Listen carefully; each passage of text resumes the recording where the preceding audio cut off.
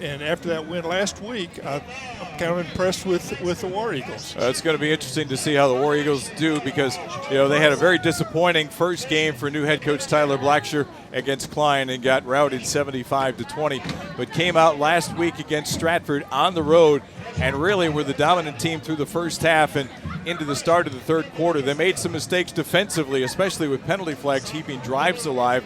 They got them behind late in the ball game, but they had the wherewithal offensively to come down in the final minutes to take the go-ahead score, and then within the last minute of the ball game, keep Stratford off. So it's going to be interesting to see how the confidence will build off of that ball game. You try to get momentum in your non-conference games going into district. This is a game, frankly, that Oak Ridge should be favored in, and it'll need some momentum going into that big game against College Park next week. But Cleveland may rise up and bite you. Let's see how this plays out. Well, talking to Tyler Blackshear during the week about this Cleveland team, he says they made significant strides from their opening loss to Splendora to last week's ball game when they lost to West Fork. They were shut out 35-0, he said, but you wouldn't know it by the way that they played on the field. And their new head coach, Johnny Sanders, has come in here, and he's got a chore to do because Cleveland is a school that relies more on vocation and technical stuff, and so a lot of the male students at the school are going into programs to where they can have jobs right away coming out of high school and don't have time for athletics after school. It's a different dynamic, obviously, than what Oak Ridge and the South County schools have. But Cleveland has struggled competitively when they moved up to 6A, and it's a process. It's not an overnight thing where a team can be successful. Sanders has gotten 10 more players on the field this year than last year's coach Q Silva had. Q Silva had 44 when these two teams met back at Woodforest Bank Stadium, and Johnny Sanders has got 54 on his roster this year, so you're going to have fewer players see double duty, and that was the biggest problem for Cleveland, is because when you only have 44 players, you've got guys playing both sides of the ball, and you just wear out against the caliber of competition here in 13-6A. And sometimes, some of those guys are in the band at halftime too, so There was at least one who was. I remember that last year. They have to be multi-talented.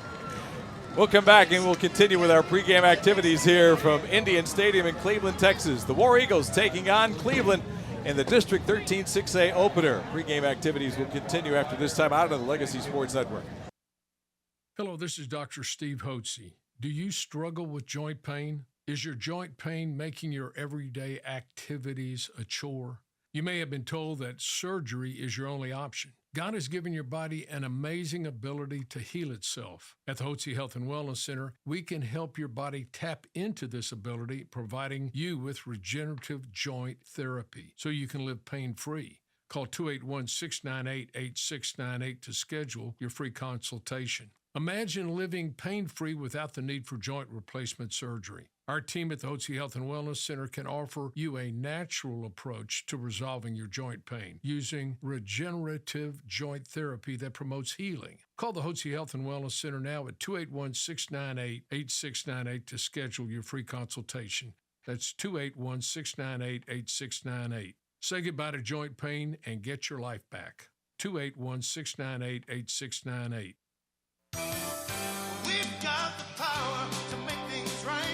Mr. Electric will show you the light. Looking for electrical help you can count on? Switch to Mr. Electric.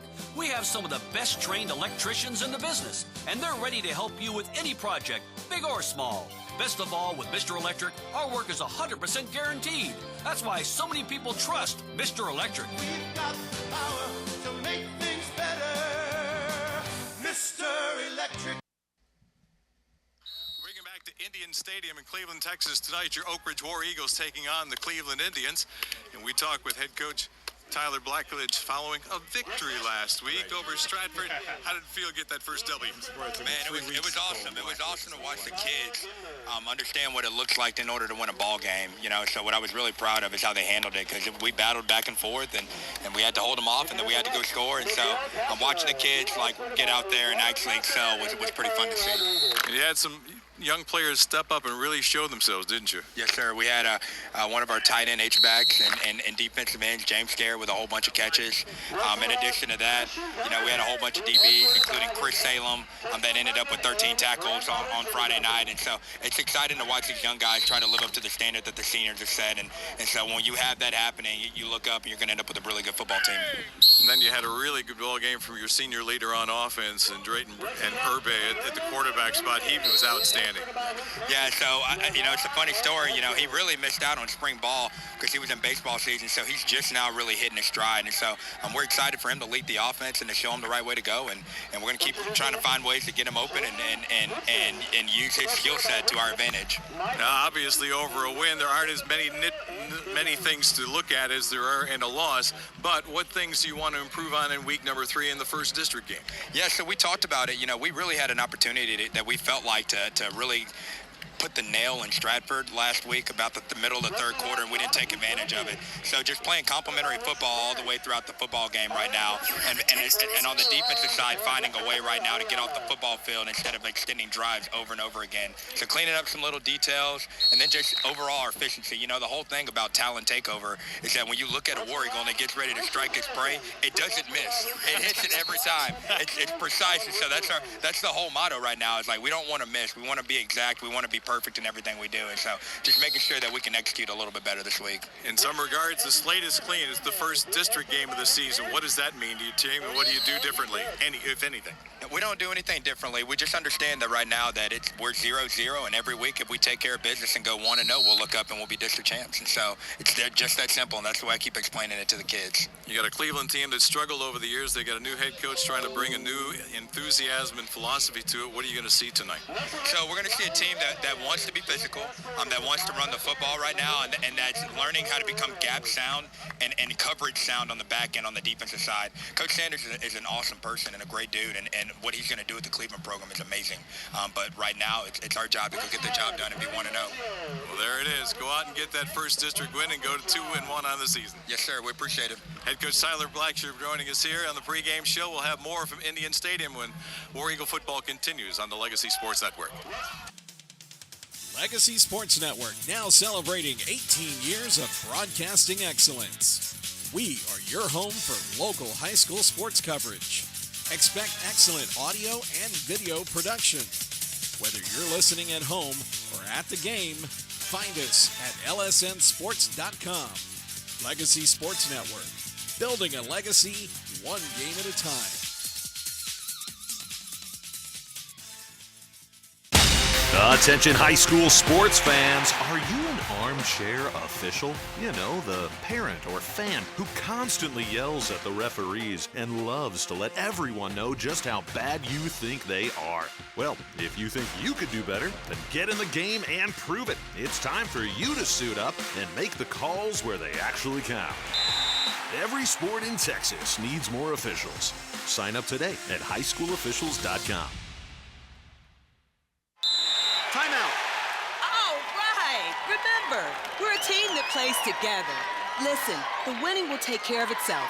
We just have to get everyone involved. In interscholastic sports, we celebrate what makes every one of us unique. And in the pursuit of a common goal, everyone in the huddle, in the bleachers, and in the community comes together. This message presented by the UIL and the Texas High School Athletic Directors Association.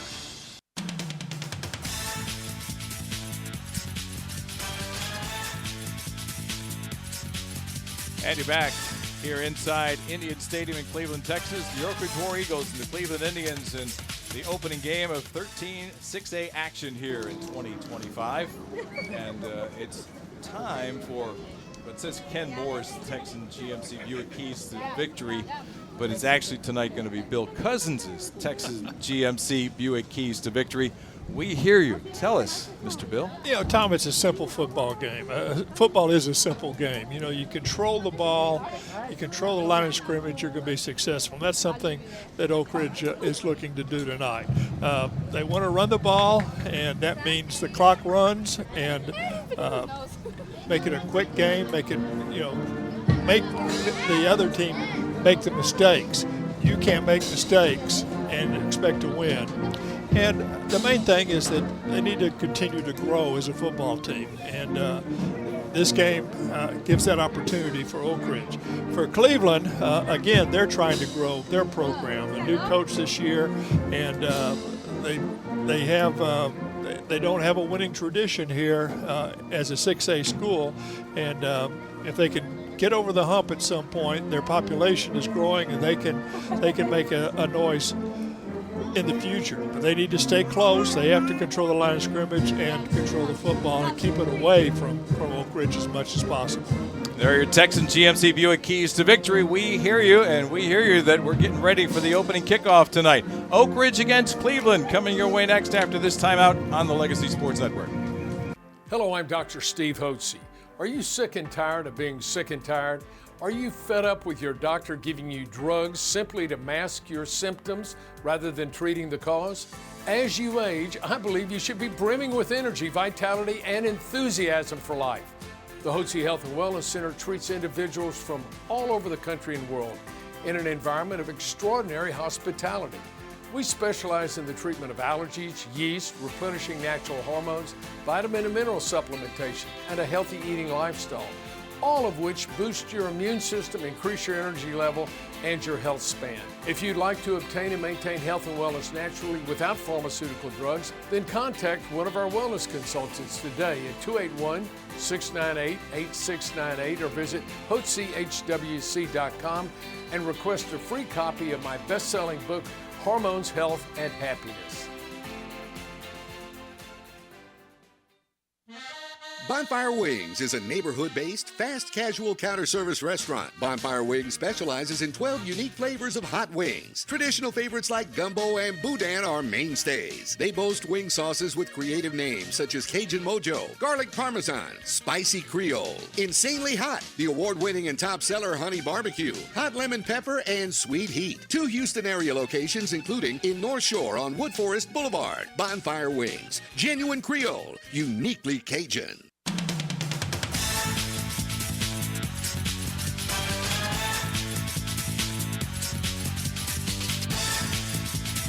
And you're back at Indian Stadium in Cleveland, Texas. The Oak Ridge War Eagles taking on the Cleveland Indians in the District 13 6A season opener. We've just had the coin toss, and Cleveland has won the toss and has elected to defer to the second half. So Oak Ridge will receive the opening kickoff and go on offense to get the ball game started. Cleveland will be defending the north end zone to our left. War Eagles will be at the south end zone to the right. Cleveland, the home team.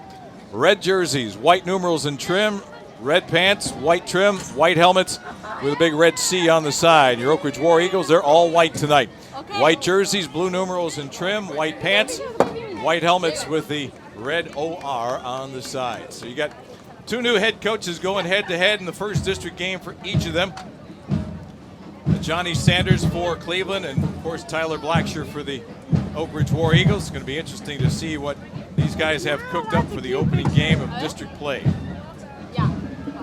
It's always interesting how teams handle that opening coin toss. Most of the time they want to defer, and that's what Cleveland did by winning it, but it gives an opportunity for Oak Ridge to really smack them in the mouth to start off, because as Mike Tyson once said, everybody's got a plan until you hit them in the face. That's right. Henderson Guzman will kick it off for Cleveland. He'll send it straight but short, and he'll hop at the 15-yard line. James Scott will hand it off. And coming up the near sideline to the 35-yard line for your War Eagles is going to be the defensive back. That's Jayden Barnes, and it's going to be good field position for the War Eagles to get things started in tonight's ball game. Kind of interesting, a little trickeration there as Scott took the ball and handed it, kind of a reverse as Scott started going from near side to far side. The War Eagles will take it right at their own 35-yard line to get things started under the direction of senior quarterback Drayton Urbe. Urbe on the season, 24-32. That's 75% for 301 yards. No touchdowns, but no interceptions either.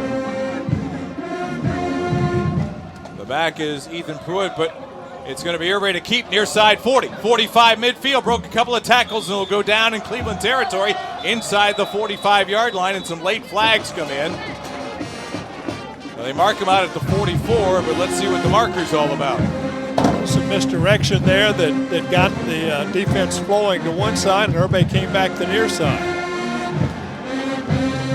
It looks like we got a hold that's going to push the ball back. Well, is it going to be a spot call? Because the flag was around midfield. So that'll be 10 yards from the walk-off. It'll be 1st and 4. 1st and 4? Yep, at the 41. How many times have you said that in your career? 1st and 4 from the 41-yard line.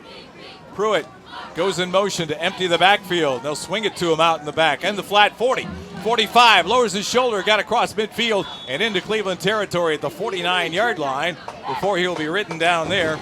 Tackle made for the Indians by Jaden Gibson. But a 10-yard pickup and a little swing pass.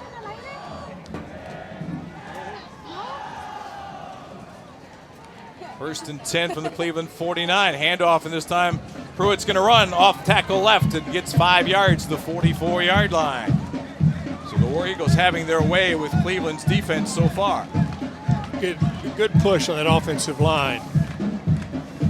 2nd and 6. Should tell you that our opening kickoff was sponsored by the Oak Ridge Athletic Booster Club.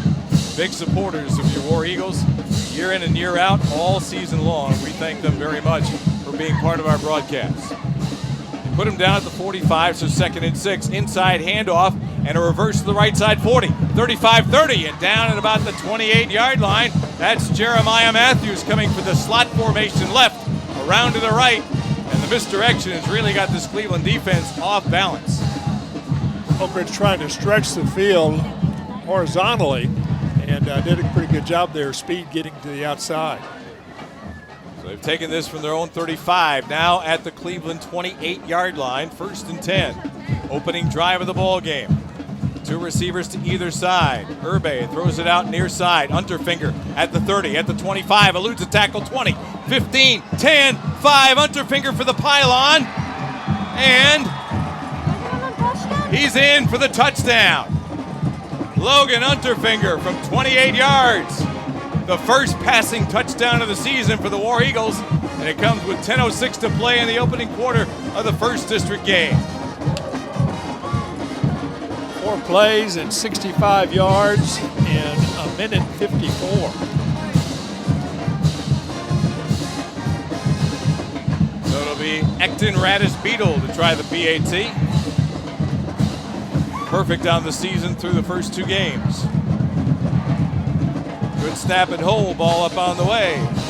And the kick is good.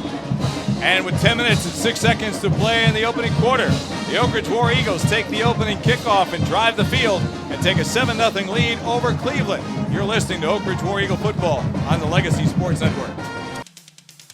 Legacy Sports Network, now celebrating 18 years of broadcasting excellence. We are your home for local high school sports coverage.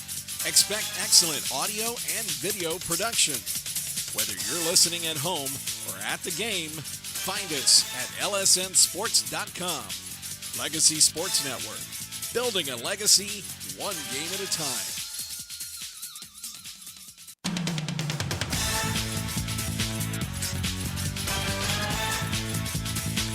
On the season, your Oak Ridge War Eagles had 8 rushing touchdowns through the first 2 games.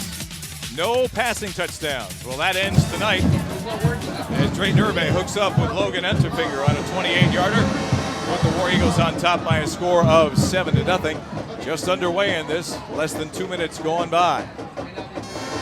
You know, Tom, that was pretty much Unterfinger's play. He got the ball only about the 20-yard line and had to break about 3 tackles to get into the end zone. Little pooch short, going to the sideline, and it's picked up by the War Eagles. They'll have it inside the 35-yard line. Coming down with the football, I believe that was Duba Majekum. How about that? Little pooch kick on the sideline. Cleveland didn't get to it. The War Eagles did. And they'll spot him at the 36-yard line in Cleveland territory. How about that? War Eagles want to take control and make it known. Again, a slap in the face real early. Tell you what, they're leaving an impression, that is for certain. They'll come with 2 receivers to either side. Pruitt in the backfield with Irbe on 1st and 10 for the Cleveland 36. Irbe wants to throw, has time in the pocket. Gonna unload deep, he's got Scott! And just overthrew him.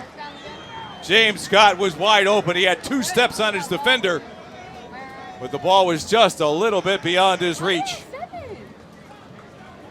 Coverage there by Jarvian Payne, and he was a little outclassed. Just a little bit of fly, and he just ran right past that defender. Now it'll be 2nd down and 10. 4 receivers to the top of the formation now, and now Matthews will come in tight. Along with Brayboy, he'll be the tight end. Now it's a tight formation on 2nd down. Fake. And Irbe throws on the sideline, and it's Scare who makes the catch at the 28-yard line. He'll be a couple of yards shy of the 1st down.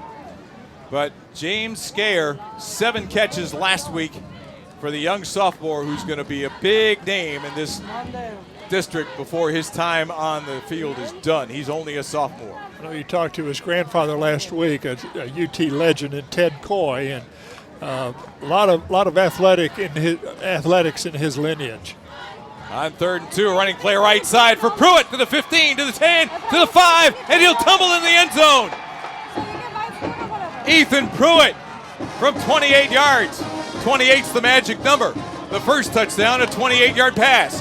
This, a 28-yard run for Ethan Pruitt. And just like that, the War Eagles have a 13-0 lead. 3 plays, 36 yards, and 47 seconds. Bang, bang, bang.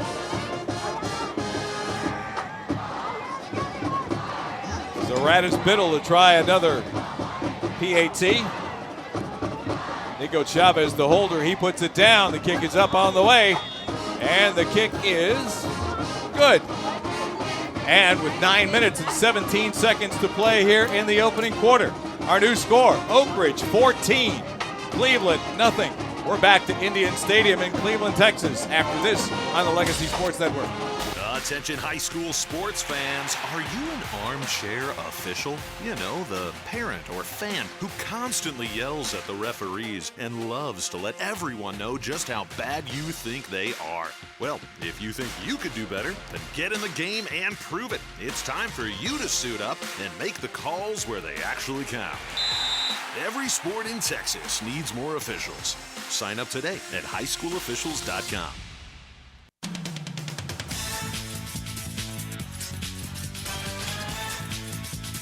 Well, as Bill told you, the War Eagles needed only 3 plays after recovering the kick that just was a pooch kick that Cleveland didn't get to in time. War Eagles recovered it at the 36-yard line and needed just 3 plays to tuck it home on a 28-yard run by Ethan Pruitt. This time they'll kick it deeper toward the far side. Will hit at the 15. Be taken on a hop at the 11-yard line. Up the sideline, 20. And he'll get nailed before he gets to the 25-yard line. Great special teams coverage for the War Eagles, and on that kick return, help show me your number, young man. Thank you very much. That's number 28. That is James Cook. He's their outstanding running back. He had a big ball game last week against West Fork. So Cleveland will go on the attack for the first time at the 22-yard line in their own territory, trailing 14-0. We still have 9:11 to play here in the opening quarter. You got to think they're a little bit shell-shocked for the way that 2 quick drives. Indeed. Down 2 touchdowns already. Quarterback is Zach Nixon, sophomore. He will have Cook on his right shoulder in the shotgun formation. 1 receiver to either side. Receiver comes in motion from right to left, now comes back and they'll hand it to him. Back at the 15-yard line, coming to the near sideline, 20, 25, and gets shoved out of bounds by Barnes at about the 24-yard line. And on the run there for the Cleveland Indians, Christian Harrison, senior wide receiver. That's his 2nd rush of the season from the wide receiver position. Once again, the Indians trying to stretch it out, go side to side. They only get about 3 yards on that play. Top of the formation will be Jaden Perry Ellis. Harrison will come to the bottom of the formation. Big tight end is Sergio Gonzalez. He'll be an H-back to the right. He goes in motion to the left on 2nd down 7. Now back to the right for Gonzalez. First, nope, going to be a keep by Nixon. And he goes down right at the line of scrimmage. Great penetration down low, and that is Finn Walker leading the charge defensively for the War Eagles. No gain on the play, so it's going to be 3rd down and 7.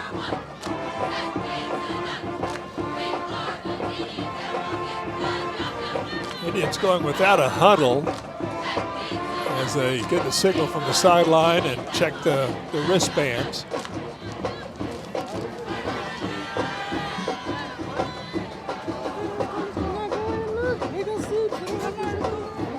Now we've got 3rd down and 7 for Cleveland. And the tight end Gonzalez goes in motion left to right. And now we get whistles. Delay of game against Cleveland. First penalty marker on either team. March the ball back to the 20-yard line and make it 3rd down and a dozen. This is exactly what the War Eagles, the defensive coordinator Kyle Kelly, would like to have, is have them facing 3rd and longs, where you can kind of dictate to them what they can do. So much harder on a 3rd and long as opposed to a 3rd and short. So Nixon will roll to the near side, tuck it, throw, and overthrows the intended receiver. That's Perry Ellis at the 40-yard line. Good coverage there by Jaden Barnes, and that was well overthrown. And Nixon has had a hard time throwing the football this year. Less than 50% of his passes, 9 of 20 coming in. This is his first one tonight and forces a punting situation.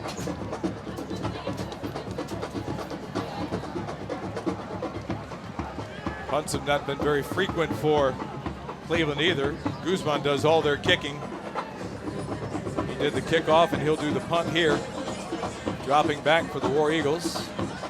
I think that's Barnes. Yeah. At the 45-yard line. Standing sideways so he can't see his number. Good snap. Wobbly kick will hit at the 45 in Cleveland territory and go backwards to the 42-yard line, and that's where the War Eagles will take it. So only a 22-yard punt, and the War Eagles are going to have ideal starting position once again. Second time in 3 possessions they will start inside Cleveland territory. This time it will be from the 42-yard line with 7:06 to play. And the War Eagles on top by a score of 14-0. I want to remind you that the best Mexican food in spring is at El Portal on Oakhurst. El Portal has delicious enchiladas, tacos, and mouth-watering fajitas, as well as all of your Tex-Mex favorites. So come by anytime, Tuesday through Sunday, to El Portal Mexican Grill. War Eagles 1st and 10, leading 14-0. They're at the Cleveland 42. Urbe tossed to the near side for Pruitt. Steps inside one defender, goes through a tackle, gets inside the 40, and will go down after about a 4-yard gain. 39 or 38-yard line. They're going to give him 3 to the 39-yard line is the pickup. It'll be 2nd down and 7. But Pruitt doing a nice job of stepping through defenders to make that a positive play. Cleveland got pretty good penetration into the backfield, and Pruitt had to really work to get those 3 yards. 3 receivers to the top of the formation, 1 to the bottom here on 2nd down and 7. Urbe gets the snap, wants to throw. Deep down the far sideline, looking for Scott. Got it at the 5 and out of bounds. James Scott stepped out of bounds at the 3-yard line. He went into some of the Oak Ridge flag carriers over on the side, knocked the flags down, but he's okay. They'll spot him at the 3-yard line. What a throw by Urbe to Scott. Oh, we got a marker down, though, back at the 43-yard line. So hold the phone. It looks like a sad walk backwards for Oak Ridge. It's a hold against the War Eagles. So eliminate what would have been a 36-yard gain. Holding penalty, a walk the ball back to the 49-yard line.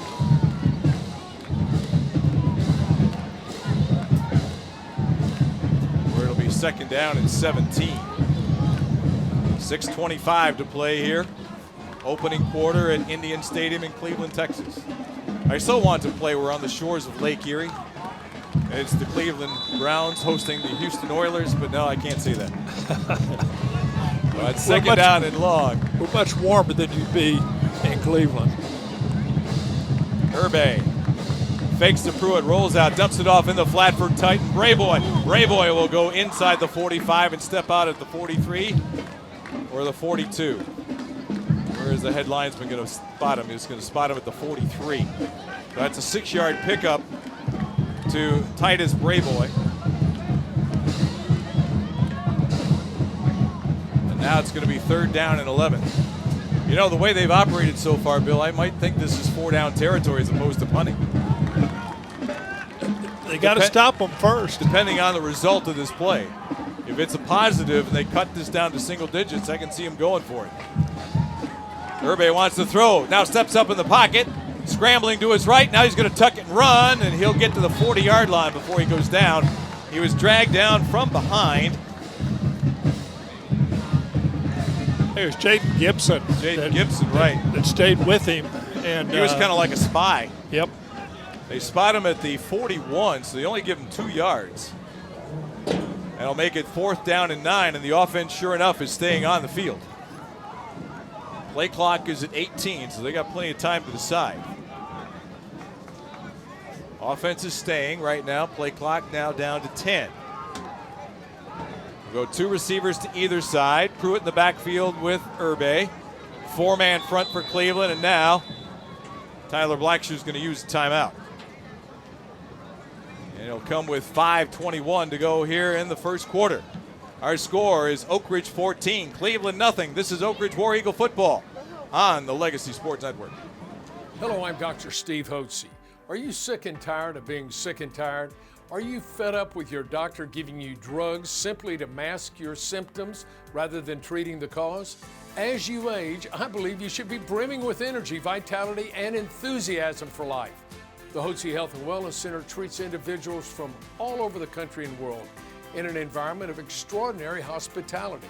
We specialize in the treatment of allergies, yeast, replenishing natural hormones, vitamin and mineral supplementation, and a healthy eating lifestyle, all of which boost your immune system, increase your energy level, and your health span. If you'd like to obtain and maintain health and wellness naturally without pharmaceutical drugs, then contact one of our wellness consultants today at 281-698.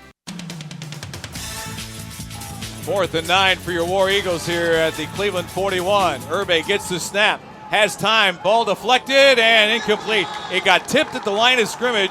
He had Titus Brayboy right at the 1st down marker, but that ball got deflected just a little bit at the line of scrimmage and threw it offline for Brayboy, and the ball will go over on down to Cleveland.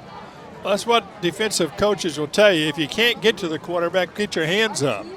And Cleveland did a good job that time of deflecting that ball. The War Eagle offensive line did a nice job of giving Herbe a chance to throw the ball. They didn't have pressure on him, but as you mentioned, Bill, got those hands up and made the deflection. So now Cleveland takes over at their own 41-yard line. 5:17 to go first quarter. War Eagles on top by a score of 14-0. We have Wood on the left shoulder of Nixon. 2 receivers to the bottom of the formation now, an H-back this way. Fake to Wood, keeping it as Nixon, hit the backfield and thrown for a loss.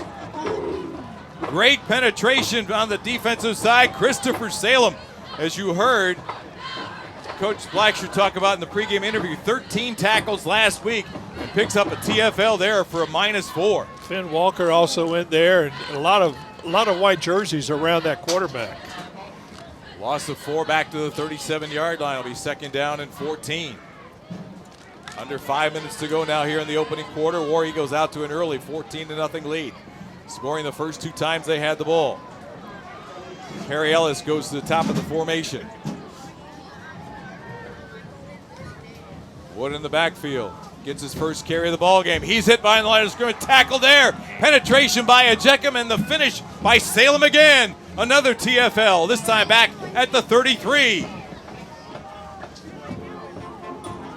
My goodness. The War Eagle defensive front doing its job. 2 plays, a loss of 8. That's a -10 on a net yardage for Cleveland so far in the first quarter. You You know that defensive coordinator Kyle Kelly's got to be pleased with that. But Tyler Blacksher told us they're going to try and run the football. They have a pretty big offensive line. He said, we're going to go quick and shoot gaps, and the War Eagles doing a great job of that. So now on 3rd down and 18. Rolling near side is Nixon. Looking downfield, throws, has him at the 45. He'll be hit at about the 47-yard line. Making the catch on the play is Dominic Gilkey, but he'll be shy of the first down. They'll mark him at the 47. That is a 14-yard pickup, but it'll leave them with a 4th down and 3. 4th down and 4. The offense was staying on the field, but now the punt team's going to come on. So from the Cleveland 47-yard line, the War Eagles doing a great job making negative plays on the first 2. And even though they get a nice completion on 3rd down, they couldn't convert. So Barnes will go back to receive the punt back at the 20-yard line. Guzman to punt for the 2nd time. Fumbled it. Now he picks it up. He wants to throw it. Going to throw it near sideline. It's just too strong and out of bounds. He dropped the snap and was in trouble. He tried to find a back on the near sideline, but the War Eagles had it defended well. And again, Oak Ridge will start in Cleveland territory, this time at the 47-yard line. That was unfortunate for Cleveland because they moved the ball out close to midfield. We're not going to give Oak Ridge very good field position, but the punt just didn't happen. Well, so far anything that can go wrong has gone wrong for the Indians, but the War Eagles have had a lot to do with it with their influence. So Oak Ridge takes over again at the Cleveland 47. 2:52 to play here in the opening quarter. Oak Ridge with a 14-0 lead. Pruitt in the backfield with Urbe. They'll give it to Pruitt. He'll go right up the gut, underneath a couple of tacklers across the 40 and down to about the 38-yard line. He's going to get about 9 yards on the play before he goes down. The tackle made there by Joey Lopez. Give him 9 to the just shy of the 37-yard line. It'll be 2nd down and 1. Pruitt again, over right guard, through a hole to the 35-30, still on his feet. A helmet came off of one of the Cleveland players, and Pruitt goes down at about the 26-yard line. A pickup of a dozen more. Tough runs by Ethan Pruitt. And that was pretty much all Pruitt. He got hit right as he crossed the line of scrimmage, but just kept turning away. 3 receivers at the top of the formation. Hunterfinger at the bottom. 1st and 10 Oak Ridge at the Cleveland 26. Pruitt again up the middle, 20, 15. It will be taken off his feet at about the 13-yard line. Ethan Pruitt making it look easy here in this drive. He's done it all on 3 carries. He's got 3 carries and 33 yards, right, Bill? 34. 34. Down to the 13-yard line. Over 10 yards a carry. He's going to get a breather here, as Caden Reyna is going to come in at the running back spot. 3 receivers at the top of the formation. Hunterfinger at the bottom. Scott comes in motion. Give it to Reyna. Right up the gut he goes. Bounces off one defender. Still on his feet. To the 5. Pushing it forward inside the 5-yard line before he gets thrown back. They'll mark him between the 4 and 5-yard line. Going to be about 1.5 yards shy of the first down. But a tough run there by Caden Reyna. Kind of an upright run, but he just pushed his way through most people. Reyna will stay in the backfield. It'll be 2nd down and a long 1. Ball inside 5. They're going to put it right at the 4-yard line, so we're going to call it 2nd down and 1. Reyna will be in the pistol behind Urbe. Urbe gets the snap. He's going to throw for Logan Hunterfinger near sideline. And he's got it again. Touchdown, War Eagles. 2nd time that Urbe and Hunterfinger have hooked up on a completion for a TD, and the lead is now 20-0. Oh, it's Scott, rather. Excuse me. Going to use that 6'5" size of James Scott. He towers over most everybody on the field. So touchdown pass for Drayton Urbe. That's number 2 on the ball game. First touchdown receiving on the season for James Scott. And Radis Biddle will try another PAT. He's been busy. Oh, they got a good rush that time, but Radis Biddle got it up and through. Penalty marker is down. Did they get the rush because that edge defender was offside? Wait for the call. Yep. Yes, he was offside. Penalty will be declined. The War Eagles will take the PAT. And with a mere 50 seconds left here in the first quarter, its score is Oak Ridge 21 and Cleveland nothing. We're back to Indian Stadium in Cleveland, Texas after this on the Oak Ridge War Eagle Network. We've got the power to make things right. Mr. Electric, show you the light. Looking for electrical help you can count on? Switch to Mr. Electric. We have some of the best trained electricians in the business, and they're ready to help you with any project, big or small. Best of all, with Mr. Electric, our work is 100% guaranteed. That's why so many people trust Mr. Electric. We've got the power to make things better. Mr. Electric.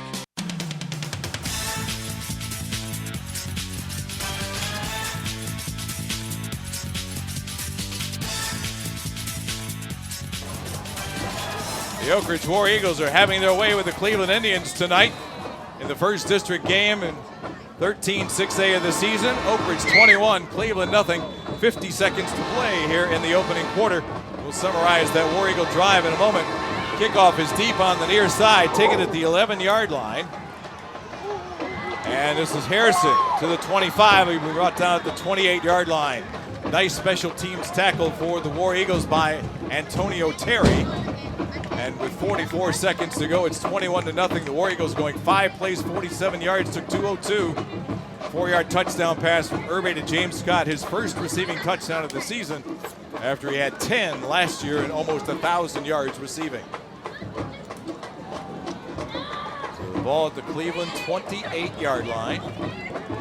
First down and 10 for the Indians, who have not done much offensively. Slot formation on the near side with an H-back this way as well. H-back now goes left. Zach Nixon waits for the snap. He'll take it. Give it to James Wood. He's not going anywhere. Snowed in by about 4 War Eagle defenders. Big number 99 leading the way, and that's Ahmad Oboa. Be a loss back to the 26-yard line of 2. Great penetration once again by Oak Ridge. Game clock is down to 15 seconds. Play clock is not going, and Johnny Sanders said, I'm not doing anything else. I'm not doing anything offensively. We're going to let this time run out before things get any worse than that. But what a great start to the ball game for your Oak Ridge War Eagles. 21 points here in the opening quarter to take a 21-0 lead over Cleveland. We'll be back with second quarter action after this on the Legacy Sports Network. Hello, I'm Dr. Steve Hotze. Are you sick and tired of being sick and tired? Are you fed up with your doctor giving you drugs simply to mask your symptoms rather than treating the cause? As you age, I believe you should be brimming with energy, vitality, and enthusiasm for life. The Hotze Health and Wellness Center treats individuals from all over the country and world in an environment of extraordinary hospitality.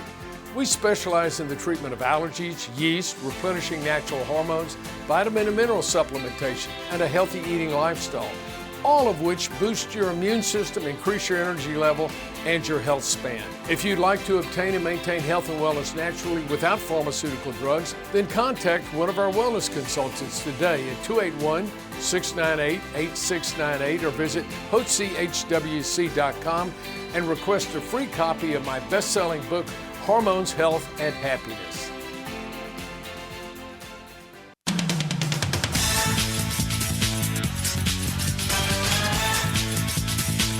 Back here at Indian Stadium in Cleveland, Texas. Oak Ridge 21, Cleveland nothing. We get set for the second quarter.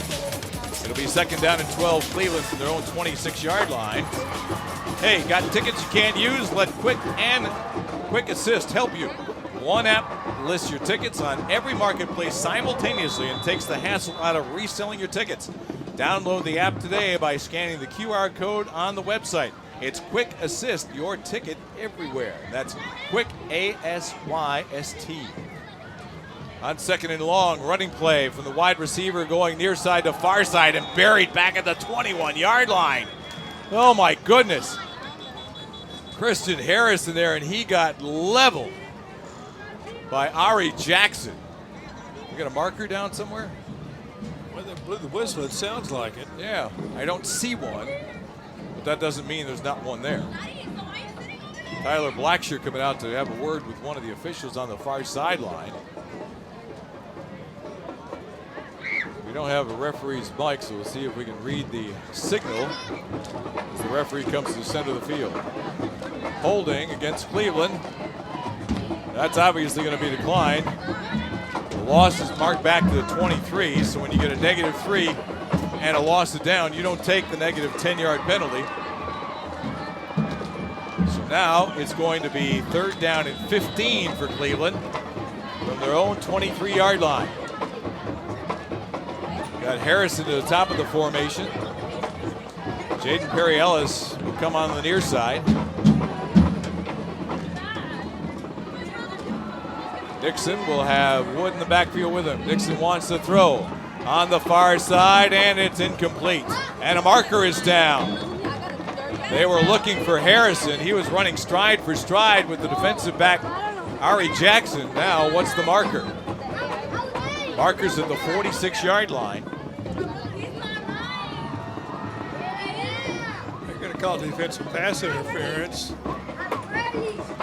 against the Warriors. Jackson too aggressive on the coverage, so the 15-yard walk-up will take him up to the 38-yard line and give him a new set of downs. That's the first down for Cleveland tonight.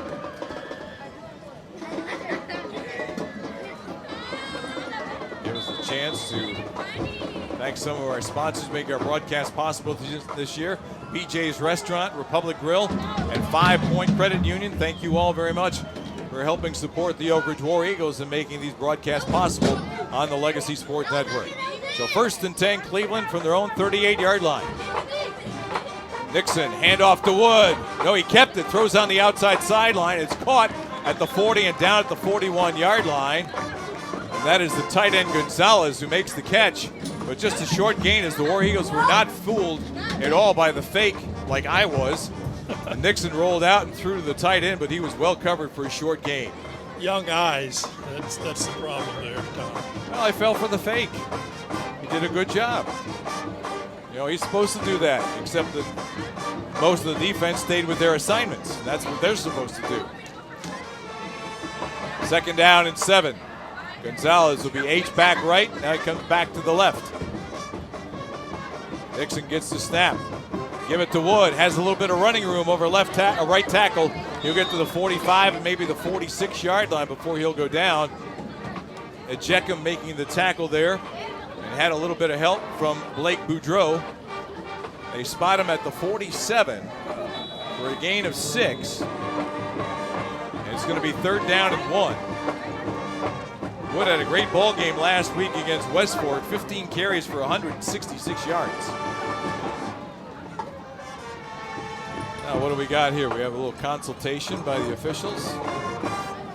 Referee coming over to talk to Tyler Blackshear. Well, I guess we had a kind of an injured player as Ahmad Aboa came off the field. Now we're back ready for play. Big 3rd down here for Cleveland. 3rd and 1 for their own 47. Wood on the right shoulder of Nixon. Nixon gets a snap, gives to Wood. Wood hitting the hole, spins off one guy, but can't get off 2 and 3. No gain on the play. They're going to stop him at the 47. Great penetration once again by the War Eagles. Nicholas Malden there had some help from Antonio Terry. And the spot's going to be where? They're going to say he lost 2 yards back to the 45-yard line. So now it's going to be 4th and 3 for Cleveland. And now what will head coach Johnny Sanders and offensive coordinator Keedron Davis come up with? They keep the offense on the field. They're down 21-0. Just under 9.5 to go in the first half. Nixon will have Wood to his left. Slot formation here at the bottom of the formation. And now we get whistles. Delay of game against Cleveland. That's the 2nd delay of game penalty. And now that's going to bring the punt formation on. 4th and 3 and 4th and 8 is a big difference. That's a killer when you're trying to come back from 3 touchdowns. When you're trying to get something positive going right, and you stub your toe right there on a big 4th down play. So mark it back to the 40 and bring the punter, Henderson Guzman, on. Jaden Barnes drops back to his own 30. Low snap. Guzman gets it away. Coming near sideline, hits inside the 35, out of bounds at about the 27-yard line. Got a flag down on the 43. And another flag back where the ball went out of bounds. It's crazy because I didn't see any contact where the ball was going out of bounds. Let's see what the officials will have to say on this.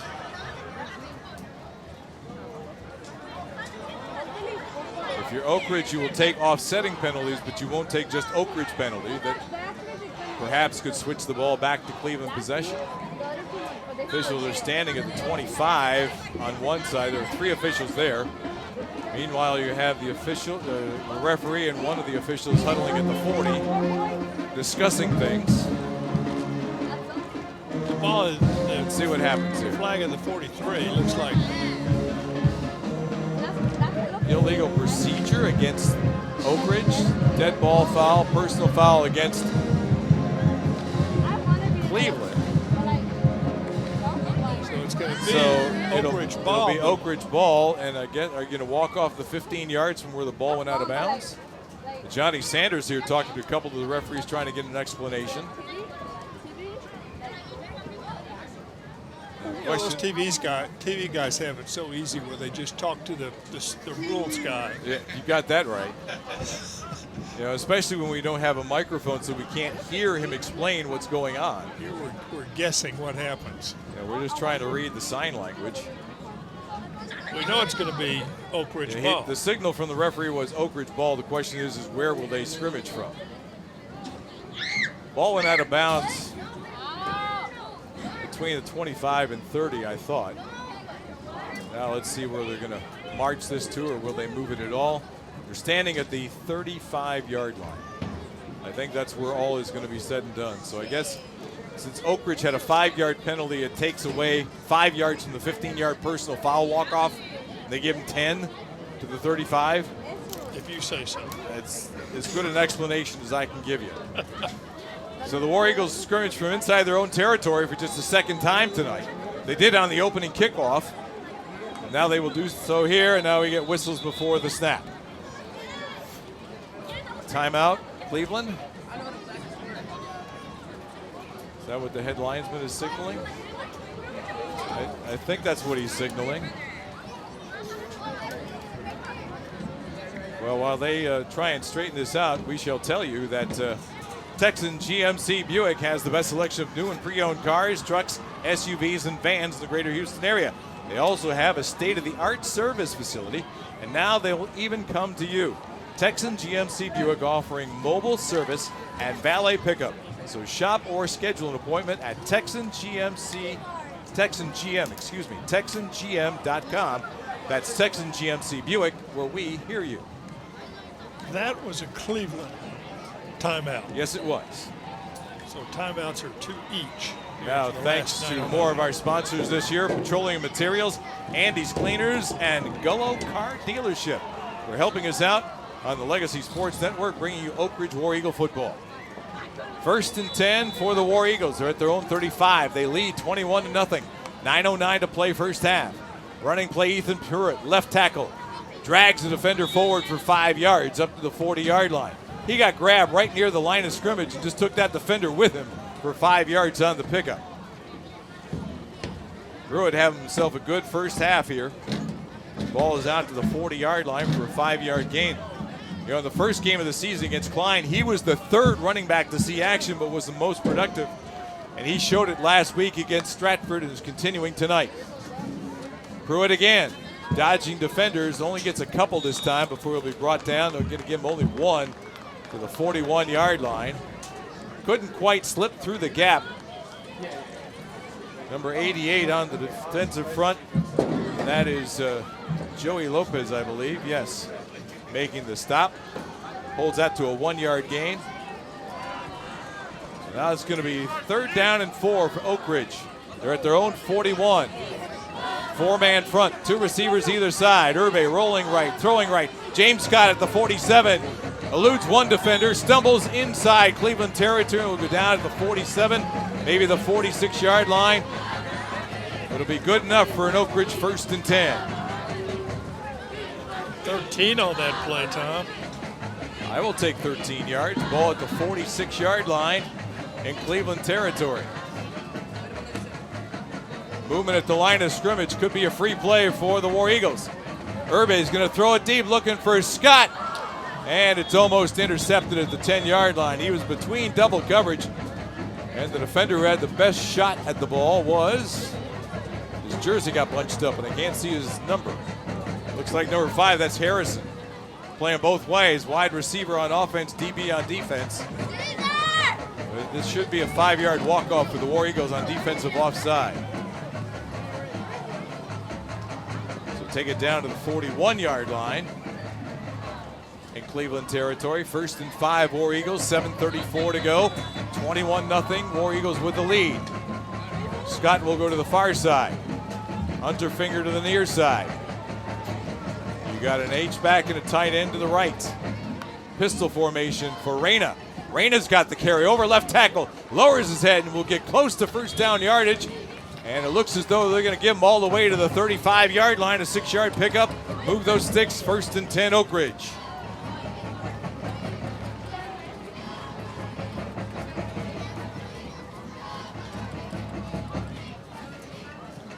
War Eagle offense has been clicking magnificently here in the first half.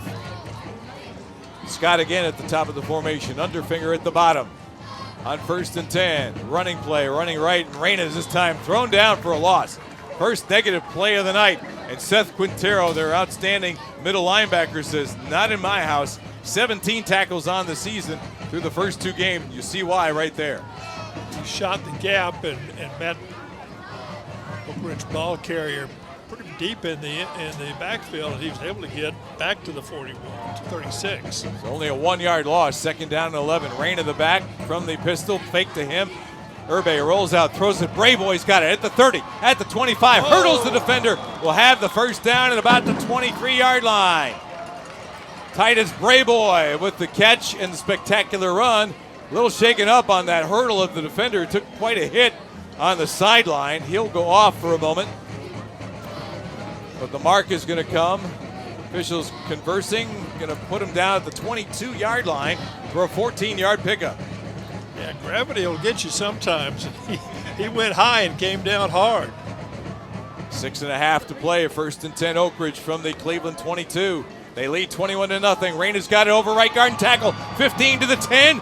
Stood up and will go to about the 9-yard line. Tough run for Caden Reyna. Give him about 13 on that one as they go inside the 10-yard line.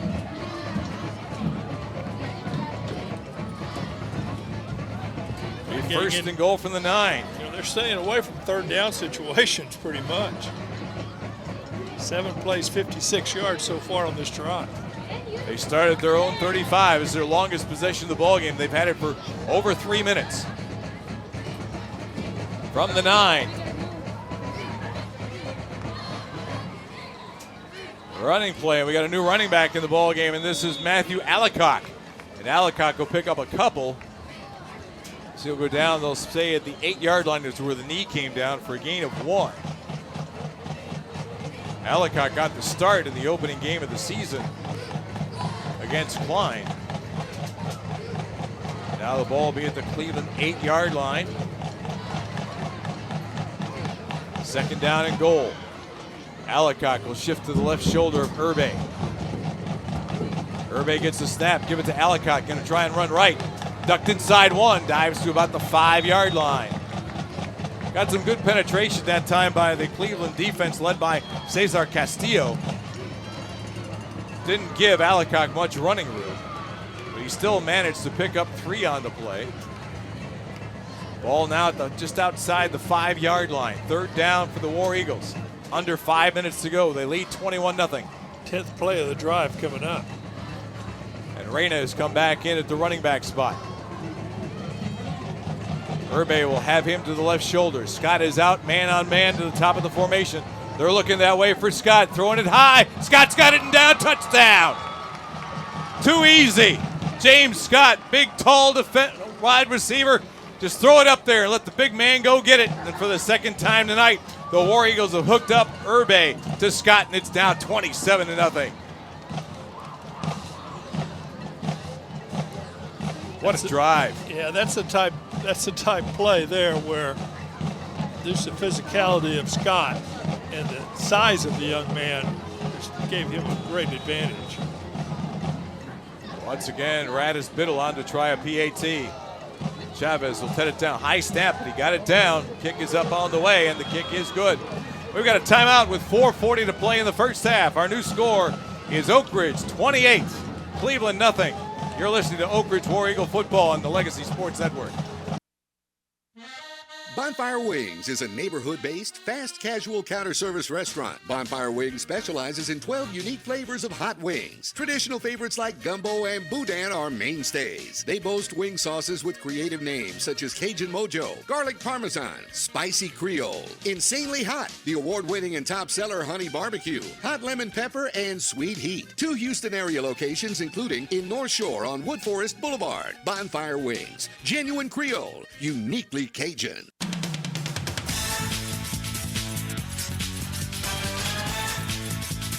Longest scoring drive of the night for the Oak Ridge War Eagles. 10 plays, 65 yards, almost 3.5 off the clock.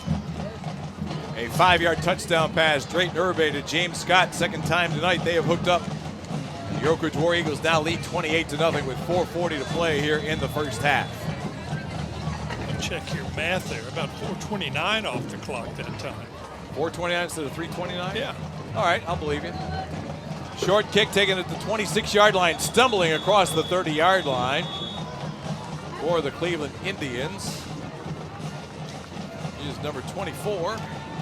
That would be Avery Swift. Got the old turf monster, put him down on the ground. He got to the 30. What did we call it when it was just grass? Earthworms, gophers. We always blame the turf for all these things. Well, with these, yeah. You know, it's either that or it was the yard line marker. You know, you got to the 30 and got tripped up by the 30-yard line. Down at the 31 is where Cleveland will scrimmage 1st and 10. They're done that.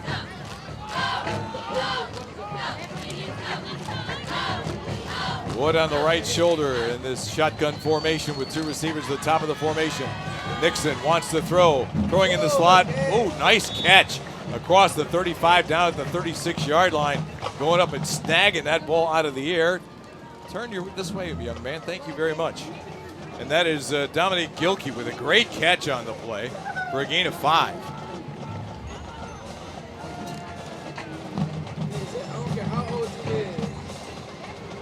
Ball at the 36-yard line, Cleveland territory.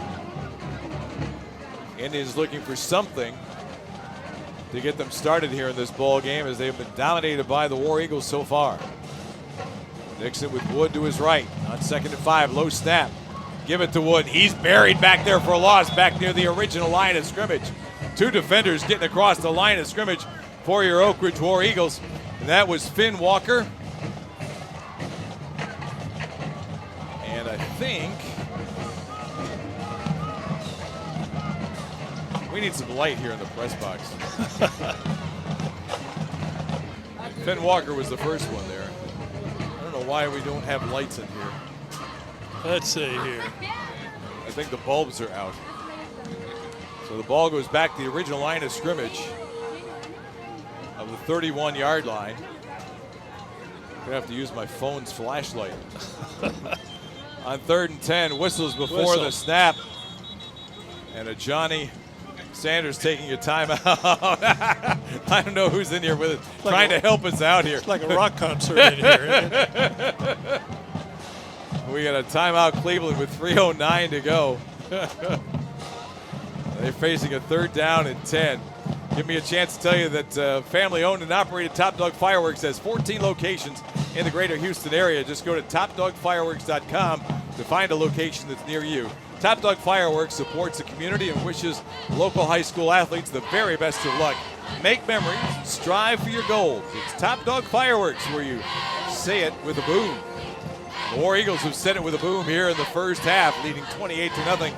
Thanks again go out to more of our sponsors, Terzetto Construction, Hughes Cozad, and Planet Ford. We thank you all very much for helping us bring you Oak Ridge War Eagle football here in 2025.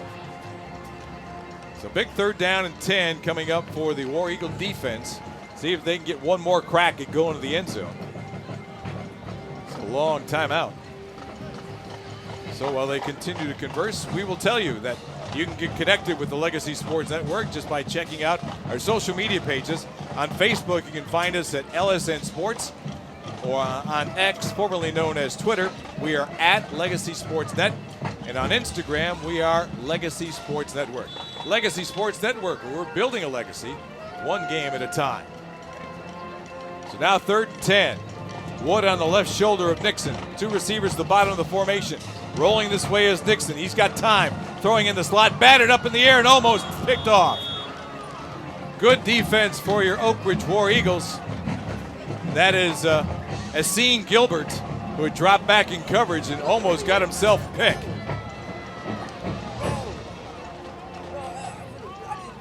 So on 4th down, we'll see another punting situation for the Indians. 3:03 to go. War Eagles will have 2 timeouts remaining. See if they can add to this 28-0 lead. Barnes is not dropping back far. He hasn't seen much from Guzman's kicking leg so far in the ball game. And right now he's about 25 yards beyond the line of scrimmage, and I think that's a good call.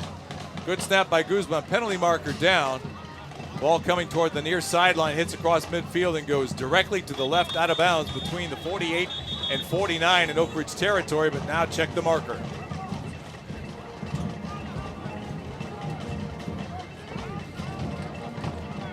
Now, did Cleveland have enough guys at the line of scrimmage? Did the War Eagles jump into the neutral zone? Here's the call.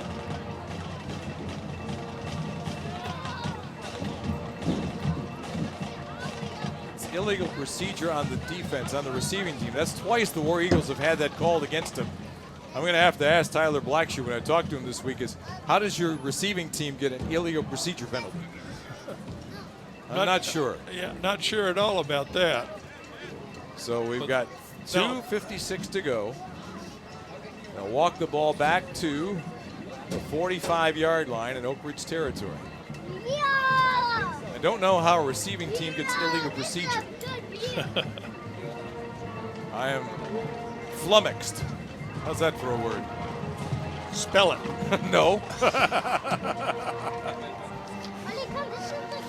So here we go. 2:56 to play. 28-0. War Eagles on top.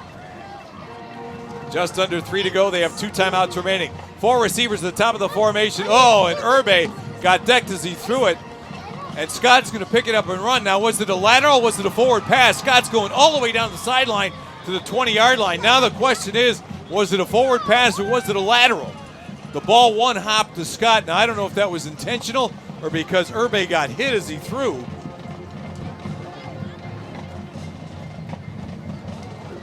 There's a Going to be a holding call against the War Eagles somewhere in that play. It'll be academic. Now, where is the marker? The marker's all the way at the 40-yard line in Cleveland territory, so they could still get a gain of 5 yards. It'll be first. We've had a 1st and 4. Now we're going to have a 1st and 5. Wow. Yeah, it's on the return. So I guess they called that a lateral. The ball one hop to Scott, who did a great job pulling it in and going down the sideline. So it winds up being a gain of 5 to midfield. That'll be 1st down and 5 from midfield. Urbe's got it, throw it on the slant and threw it behind James Scare. First look at Scare in this ball game. But that young man, what a ball game he had last week. No, that's actually his second catch. He had an 8-yard gain down here in that first possession. Well, that was the second target. Yep. That was incomplete. Will threw it behind him, so it'll be 2nd down and 5. Ball at the midfield stripe. 2:35 to go here until halftime. Scares the H-back. Double reverse for Scott coming near side with Urbe leading the way to midfield, 45-40 and out of bounds inside the 40-yard line. He'll be wrestled out of bounds there by Aspen Williams. But a nice run on a double reverse to James Scott. I like how they're trying to get Scott involved in the offense this week as we get into district play. They'll put him out of bounds where? At the 36? It's a 14-yard gain. 36-yard line for James Scott on the run. Clock continues to roll now. 2:15 to go until halftime. Urbe directing traffic, throwing deep for the end zone, and Unterfinger's got it! No! Didn't keep possession. I thought he had it. He had position, made a nice read on the play, and got away from Aspen Williams, but he couldn't maintain possession as he fell to the turf just inside the end zone. Incomplete pass. We'll make it 3rd down and 5.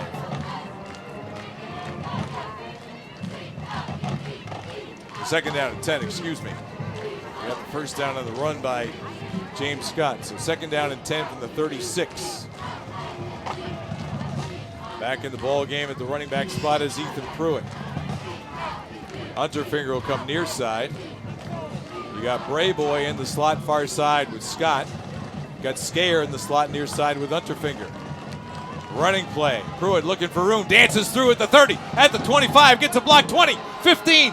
Down to the 10. Still on his feet. Will he go down at about the 8-yard line before Aspen Williams makes the tackle. But that's going to be a run of more than 30 yards or almost 30 yards for Ethan Pruitt. We got a flag back here. Yep. Everybody's walking back this way. I don't see the linen on the field. But it is against the War Oak Eagles. Ridge.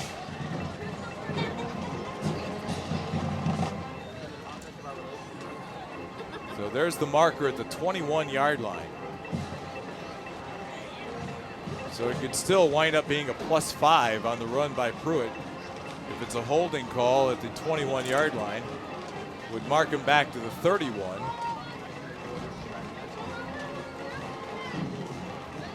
Would make it 2nd down and 5. But the discussions by this officiating crew continue. You can figure out this drive here, if these penalties, My goodness. gains and penalties and stuff.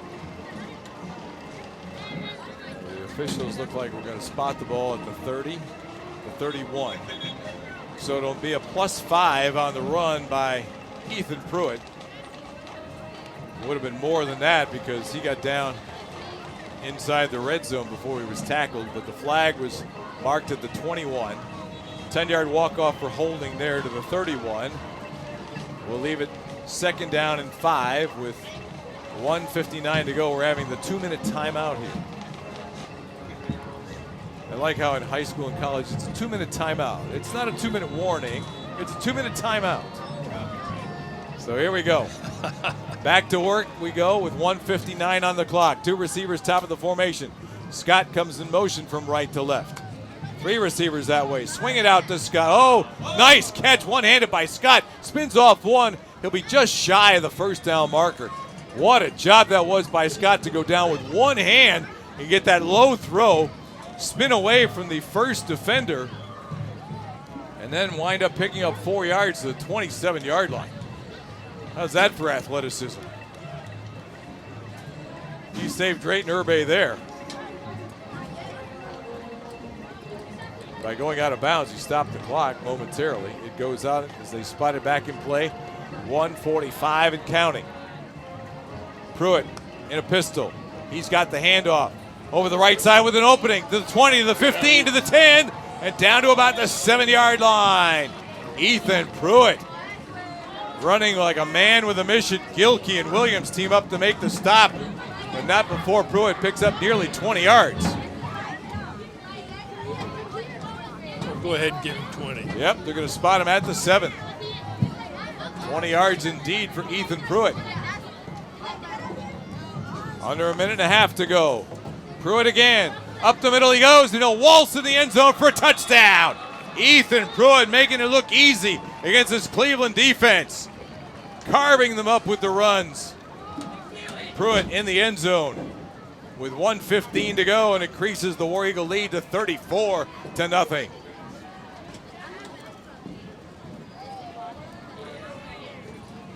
7 plays and 55 yards. Yep. And 141.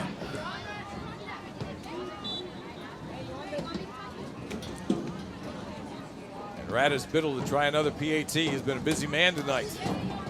Oh, bad snap. And Chavez will try and pick it up and do something with it. Not a good snap that time, and he'll get down at the 10-yard line. So our score is going to remain Oak Ridge 34 and Cleveland nothing. We got 1:11 to play until halftime. We'll take a quick timeout and bring you back to Indian Stadium in Cleveland, Texas after this on the Legacy Sports Network. Timeout. All right. Remember, we're a team that plays together. Listen, the winning will take care of itself. We just have to get everyone involved. In interscholastic sports, we celebrate what makes every one of us unique. And in the pursuit of a common goal, everyone in the huddle, in the bleachers, and in the community comes together. This message presented by the UIL and the Texas High School Athletic Directors Association.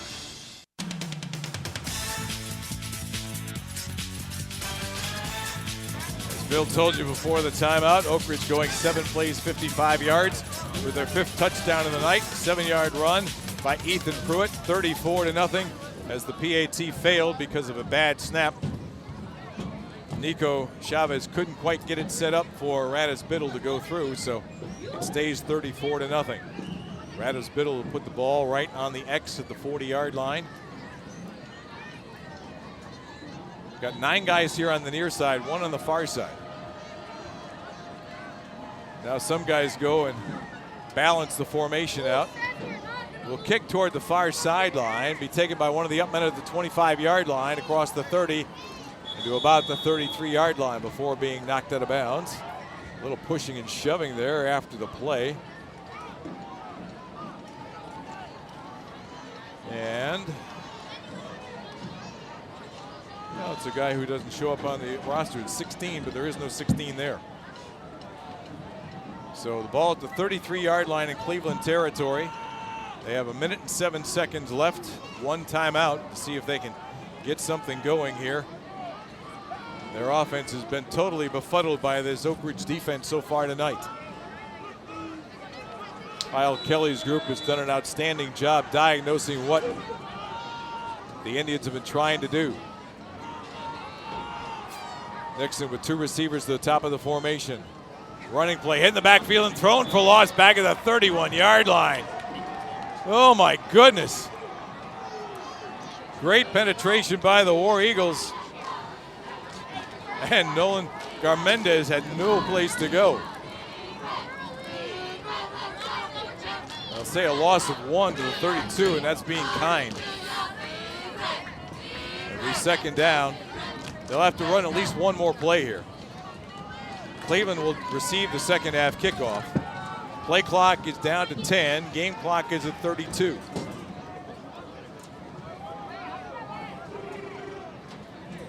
Will they go victory formation? No, they're going to try and snap it, and they're not going to run it in time. Play clock is at 0. And that'll be the 3rd delay of game unless they call the timeout from the sideline before it got there. Nope, another delay. That is their 3rd one of the half. They'll take the ball back to the 27-yard line.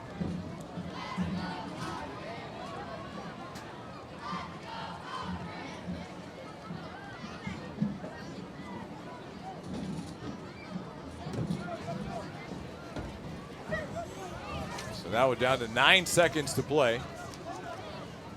This will likely be the final snap of the half.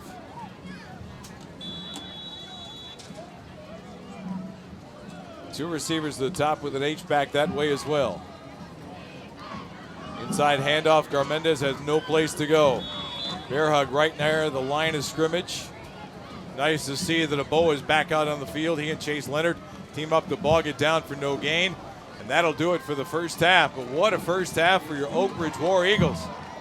picking up 5 touchdown drives. A couple of touchdown passes from Drayton Urbe to James Scott. Ethan Pruitt doing a lot of damage on the ground. And your Oak Ridge War Eagles will take a 34-0 lead into the locker room at halftime here at Indian Stadium in Cleveland, Texas. Oak Ridge 34, Cleveland nothing. Stay tuned. Our halftime activities will come your way next as you listen to Oak Ridge War Eagle football on the Legacy Sports Network. Legacy Sports Network, now celebrating 18 years of broadcasting excellence. We are your home for local high school sports coverage. Expect excellent audio and video production. Whether you're listening at home or at the game, find us at lsnsports.com. Legacy Sports Network, building a legacy one game at a time.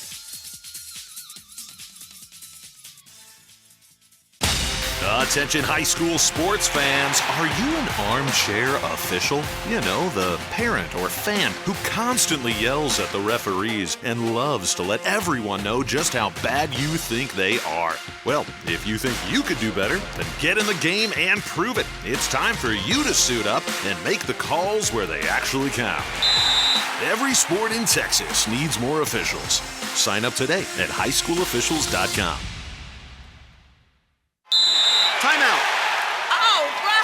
Remember, we're a team that plays together. Listen, the winning will take care of itself. We just have to get everyone involved.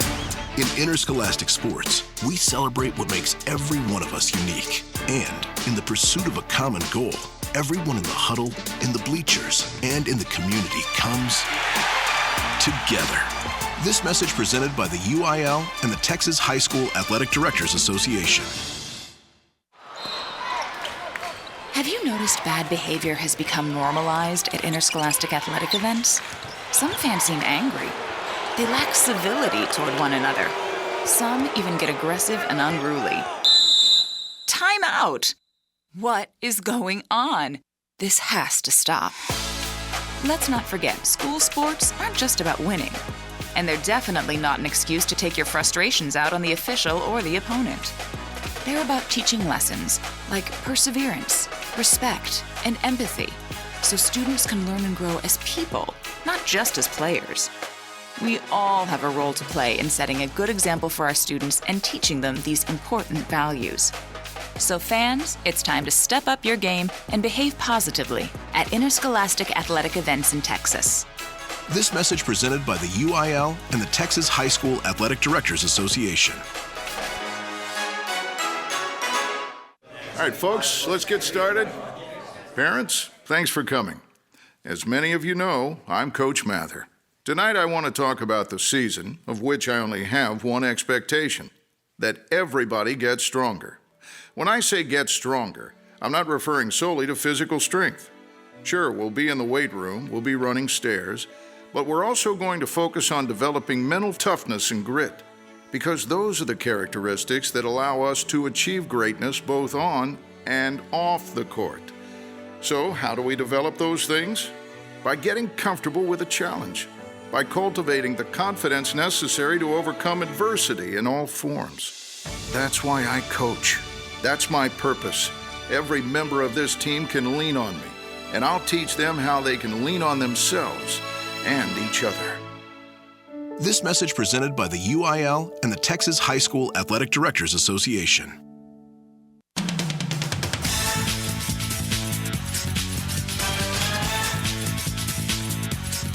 And we welcome you back into Indian Stadium in Cleveland, Texas, where your Oak Ridge War Eagles having an outstanding start to the 13-6A district schedule. First game of the year against the Cleveland Indians, and it's all Oak Ridge 34-0 here at the intermission.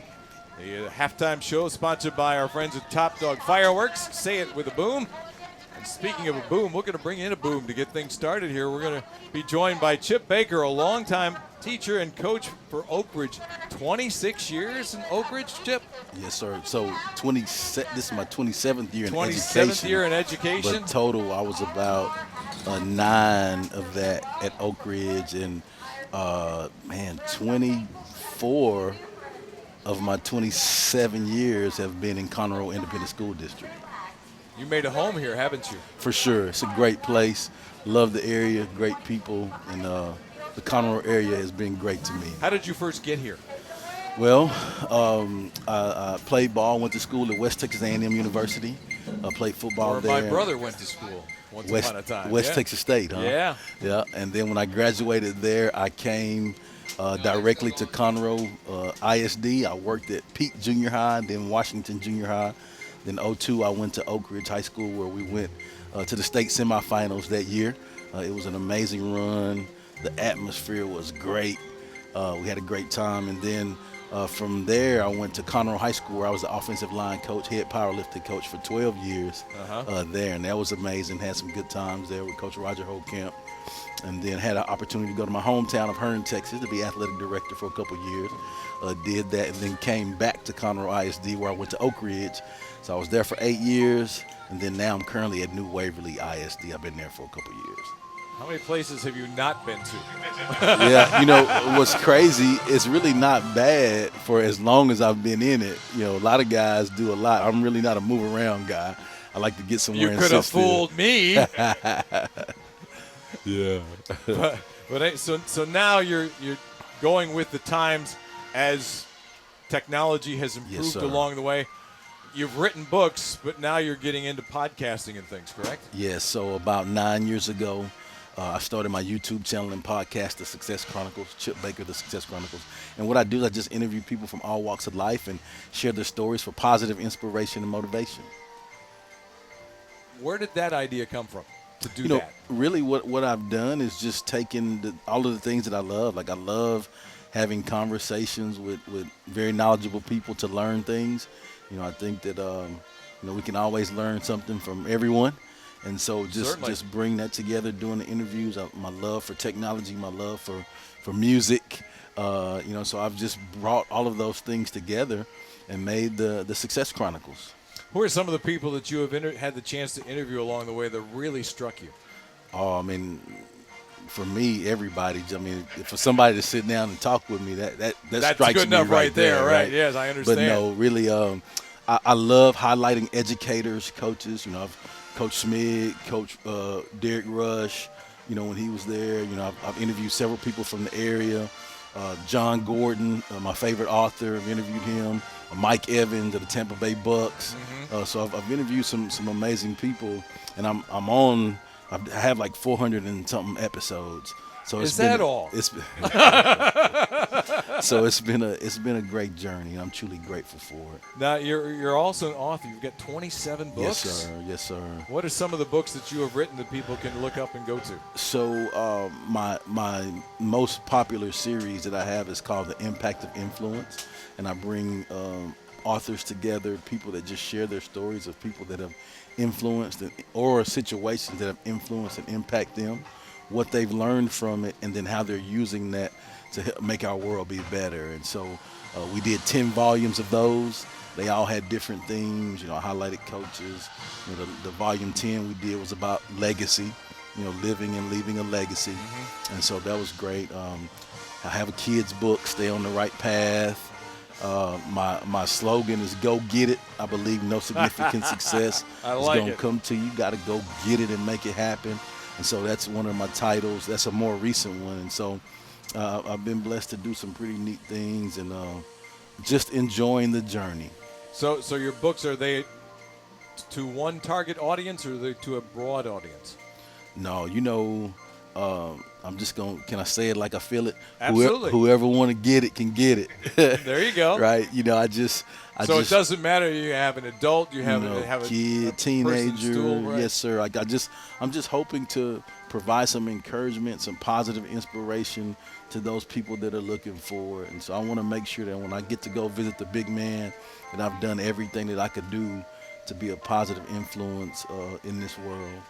You know, and with the way things have become in this world, to have positivity for people is getting more and more important. Yes, sir. And we need it. We all need that in our lives. Life has become very volatile, unfortunately. You know, and to have some lessons that people can learn and how to make things go in the right direction. Gotta have it. So what are some suggestions that you have from people that you've learned along the way that they'll find in some of these books? What are some things that they can look for? I'll just share one thing. I think in striving to do things the right way and striving to make a positive difference, and we all have value in our lives. People wonder, like, well, how can I do that? Like, how do I do that? You say all of these spots, well, how can I do that? Well, it's really simple for me. I live a simple life. I call it the SHG principle. Show up, right? Right. That's the S. Right. If you got to be something, I'm going to go coach on you here. If you got to be somewhere at a certain time, make sure you're early and not on time, because on time is late, right? And when you're there, make sure that you're giving your all to it. Show up. The H is have a great attitude, and I believe that gratitude is the attitude that determines our altitude. Oh, that's good. Let me give them that again. Do it. Gratitude is the attitude that determines our altitude. And then the G is give your all. And I think that each day, if we can show up, have a great attitude, and give our all, it's simple steps that we can operate by daily. I think that we can get to our desired destinations. I like it. When you said if you show up on time, you're late, I'll give you a great example of that. One of my first years when I was calling Rice University football and basketball, Willis Wilson was the head coach. Oh, great guy. Great man whatsoever. Yes, I worked with Willis and with Ken Hadford. You couldn't get better people than that. But it was one of our first road trips. We were out west somewhere along the way, and we were supposed to leave the hotel at 6 o'clock.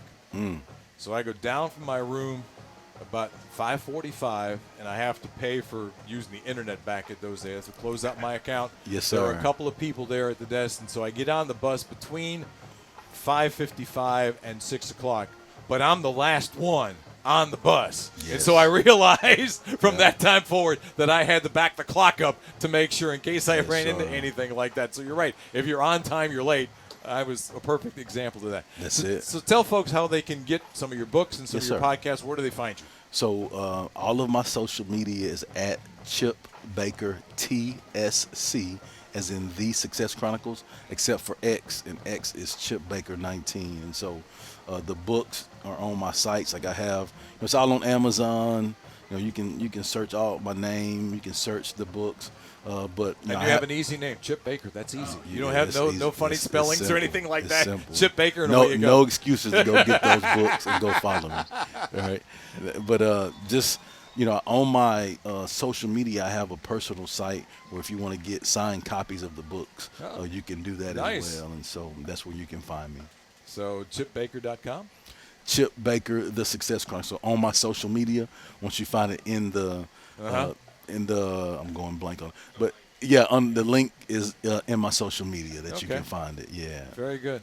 Well, thank you so much for coming by and telling sir. us, and thank you for all that you've done to try and lift people up, because boy, oh boy, in this day and age, we definitely need all the positivity we can find. Yes, sir. Thank you guys so much for having me, and thank you also for what you do to highlight the athletes and the coaches in the area. Can't get enough positivity in our world. Our pleasure. Thank you very much. Chip Baker joining us here at halftime. The Oak Ridge War Eagles having their way in the first half. They lead 34-0. Our halftime activities will continue from Indian Stadium after this on the Legacy Sports Network. Legacy Sports Network, now celebrating 18 years of broadcasting excellence. We are your home for local high school sports coverage. Expect excellent audio and video production. Whether you're listening at home or at the game, find us at lsnsports.com. Legacy Sports Network, building a legacy one game at a time. Attention high school sports fans, are you an armchair official? You know, the parent or fan who constantly yells at the referees and loves to let everyone know just how bad you think they are. Well, if you think you could do better, then get in the game and prove it. It's time for you to suit up and make the calls where they actually count. Every sport in Texas needs more officials. Sign up today at highschoolofficials.com.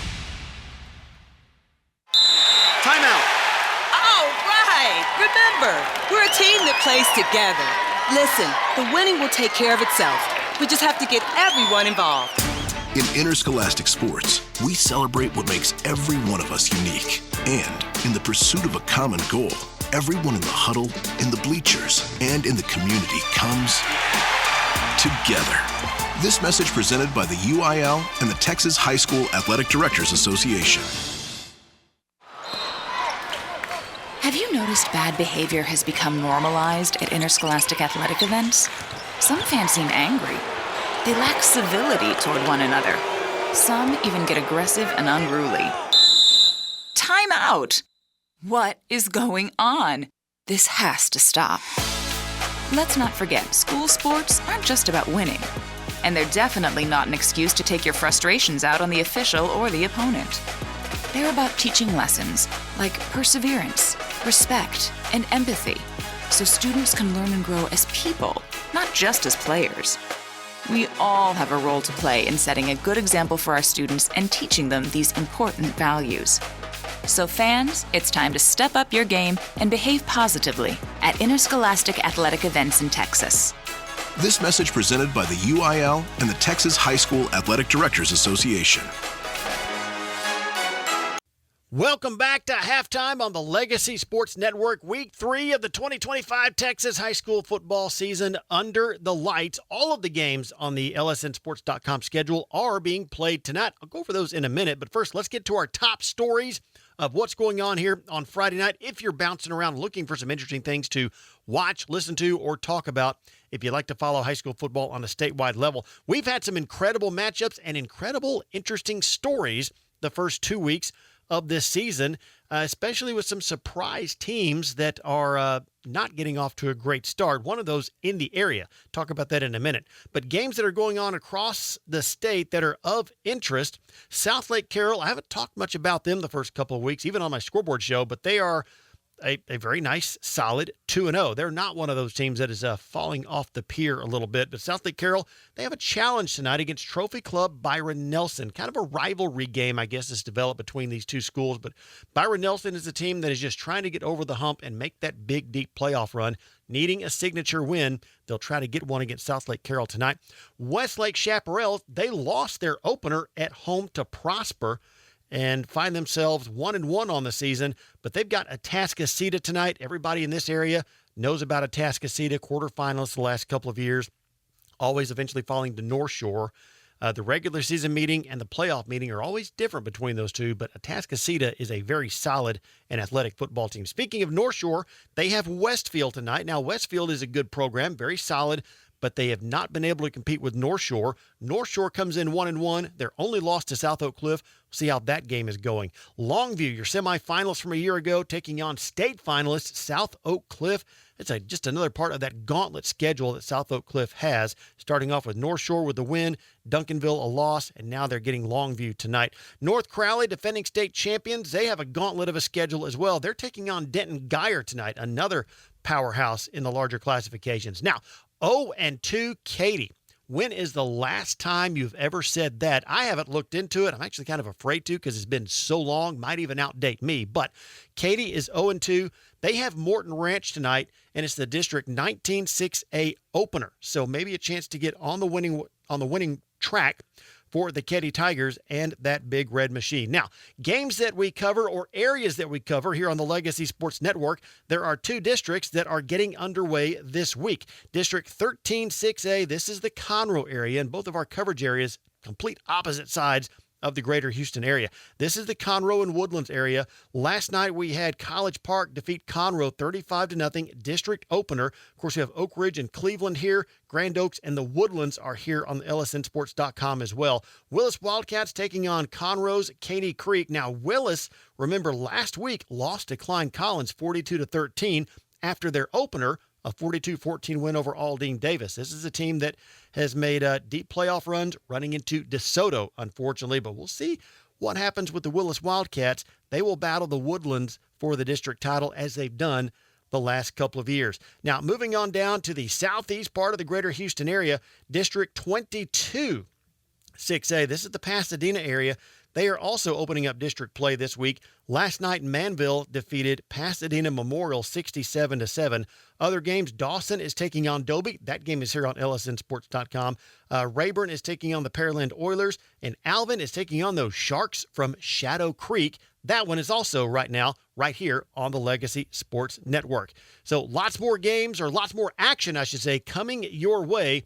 And don't forget to check out other games. I've already mentioned a few. We've got Grand Oaks and the Woodlands, Oak Ridge versus Cleveland, St. Thomas versus Kincaid, Dickinson versus Cy-Fair, North Shore and Westfield, Dawson versus Dobie, Alvin versus Shadow Creek, all going on right now on lsnsports.com. Coming up next, we will have the second half of your game. Thanks for joining us here at halftime. My name is Anson Massey, and don't forget to pick up your ebook digital copy if you want to learn more about football, learn the basics, want to be able to, keep up with the guys, gals. This is mostly for you or anybody that wants to learn the basics of football.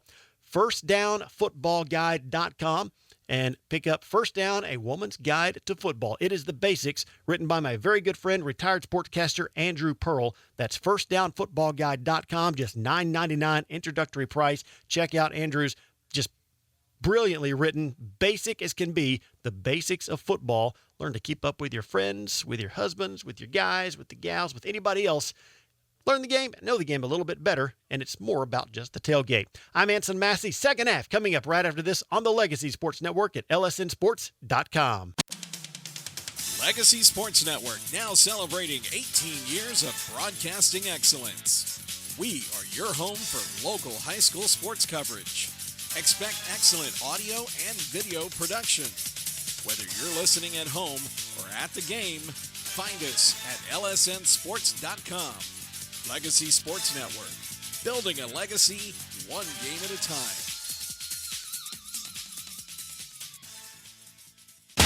Attention high school sports fans, are you an armchair official? You know, the parent or fan who constantly yells at the referees and loves to let everyone know just how bad you think they are.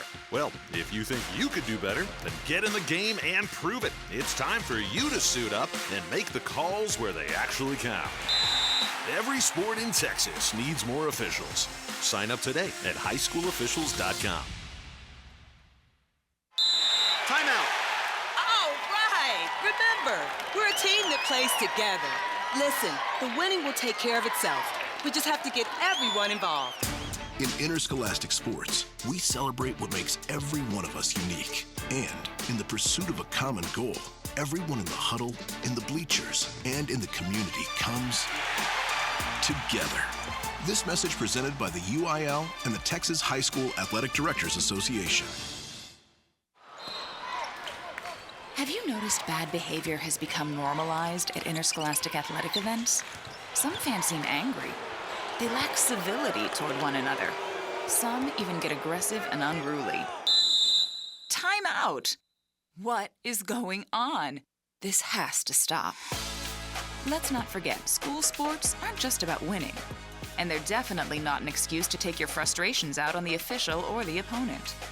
They're about teaching lessons like perseverance, respect, and empathy, so students can learn and grow as people, not just as players. We all have a role to play in setting a good example for our students and teaching them these important values.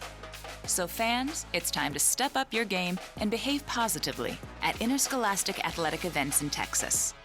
This message presented by the UIL and the Texas High School Athletic Directors Association. All right, folks, let's get started. Parents, thanks for coming. As many of you know, I'm Coach Mather. Tonight I want to talk about the season, of which I only have one expectation, that everybody gets stronger. When I say get stronger, I'm not referring solely to physical strength.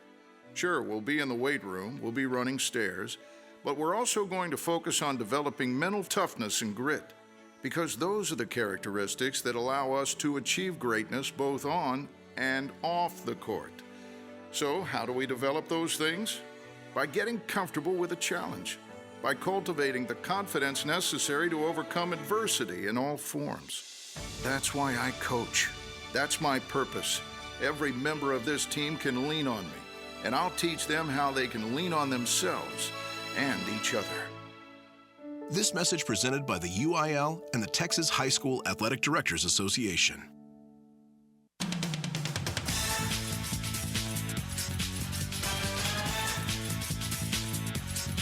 Halftime activities continuing here at Indian Stadium in Cleveland, Texas, where Oak Ridge leads Cleveland 34-0 at the break. Tom Franklin along with Bill Cousins. And, hey, we got another new guest this week. It's Tucker, the bus driver, is back, leading the ship, making sure we're going and staying on schedule and everything. My, oh, my. It's been a great night for the War Eagles, that's for sure. Halftime, Bill, you got some numbers over there for us? I was saying, you had a bus driver? I had to drive myself. Well, oh, okay. Trucker drives the bus. I mean, come on. Hey, as you would expect in a 34-0 game, Oak Ridge has pretty much dominated the statistics. 23 carries, rushing attempts for 182 yards, led by Ethan Pruitt. 14 carries, 120 yards, and 2 touchdowns. Urbe 2 for 8, Matthews 1 for 17, Reyna 3 for 28, Alicock 2 for 5, Scott 1 for 4. That's pretty good dominance there in rushing. Urbe passing the ball, it's 11 of 15 for 133 yards. He's thrown 3 touchdowns, 2 to Scott and 1 to Underfinger. Scare has 1 for 8. Scott 6 catches for 67 yards. Underfinger that 28-yard touchdown pass, and Pruitt has 1 reception for 10 yards. Cleveland really struggling. Rushing 9 attempts and a minus 13 yards net. And really rough there. Nobody, their leading rusher is Harrison, 2 carries for a net 0. Zachariah Nixon, the quarterback, is 3 of 5 for 23 yards. 2 of those passes have been to Gilkey for 19 and the other one to Gonzalez for 4. But that's pretty much a dominating offensive and defensive performance for Oak Ridge in the first half. Well, the teams are starting to come back out on the field. Get ready. We'll give you some scores from around the greater Houston area. Shadow Creek shutting out Alvin 41-0 at halftime. See what else we can come up with here as I have to scan through everybody before I get there. Clear Creek, here this is more of a baseball score. Clear Creek leads Channelview 7-2 at halftime. Clear Springs 21-0 over Houston Lamar. Willis leads Caney Creek in our district 13-6A 21-0. That game is at halftime. The Woodlands leads Grand Oaks 31-7. That game is also at halftime. And as you heard Austin mention, big win last night for College Park as they shut out Conroe in last night's action. What else have we got going on here? We got Cy-Fair 21, Dickinson 14. They are at the half. Houston Memorial with a 14-14 tie with Cy Ranch. They're now into the third quarter. Deer Park leads Barbers Hill 10-6 in the third quarter. What else is going to come out from the greater Houston area? I'm sure there's got to be a few. Fulshear leads Fort Bend Austin 45-0. They are at halftime. Fort Bend Hightower trailing Port Arthur Memorial 21-14. That's at the half. Richmond Randall a 28-9 lead over Fort Bend Travis at the intermission. What else can we find? Katy shutting out Katy Morton Ranch 30-0, and that game is in the second quarter. And that'll do it for right now because the teams are on the field. We're getting ready for period number 3 here at Indian Stadium in Cleveland, Texas. It'll be Oak Ridge to kick to Cleveland. And Radis Beetle will kick it off. Looks like he's going to pooch kick to the near sideline would be my guess. Getting his guys set. And it will come to the near side. Backpedaling to the 22-yard line and up man. And he'll get across the 25 to the 29-yard line before he goes down. Antonio Terry, one of those leading the way for the special teams for the War Eagles. And again, that's the mystery player for Cleveland. Because on my roster, am I correct, Bill? There is no number 16? If I can read it in the dark in here. The dark, yeah. That's the whole key. We've got a dark press box with the lights have burned out. Hey, we're inside. We're not on the roof. And there is air conditioning. So there is the good. That's the good part. I've been complaining because we're being hung with a new rope here. So here we go. Cleveland to scrimmage. They'll mark him at the 30-yard line, 1st and 10. 4-man front for your War Eagles. H-back goes in motion from right to left. Now comes back this way Inside handoff and bear hugged in the backfield. Coming up to make the stop for Oak Ridge is Logan Contreras. He bear hugged the running back, and that is Garmendez. He'll give him a 2-yard loss back to the 28-yard line. So it'll be 2nd down and 12 for Cleveland. You got to be impressed with the penetration that the Oak Ridge defensive line is getting. They're just not giving Cleveland any space to work. H-back comes in motion from left to right. 2nd down and 12. Fake to Garmendez, coming back the near side is Nixon, and he'll get across the 30 out to about the 34-yard line. One of the best runs of the night, and that is not Nixon. This is a different quarterback, but again, it's somebody we don't have on the roster. It's wearing number 4. We don't have a number 4 on the roster, so mystery quarterback with a nice run. He picks up 6 yards to the 34-yard line. So now it's 3rd down and 6 for Cleveland. Looking to get something going in this ball game. Going to the far side will be Gilkey. In the slot with him will be Harrison.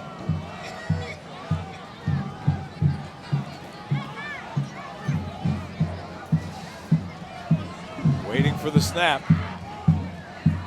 Got it. Going to go back to pass. Slings it inside. Ball caught at the 40-yard line. Going to be right near the 1st down marker. It'll all depend on where they give him forward progress. They're not. Ball was completed to Harrison. He was tackled by T.J. Teague, and they're going to say he's all the way back at the 38-yard line. It's only a 4-yard pickup. And it'll be 4th down and 2, and it looks like the punt team is going to come out for the Indians. Great tackle by Teague.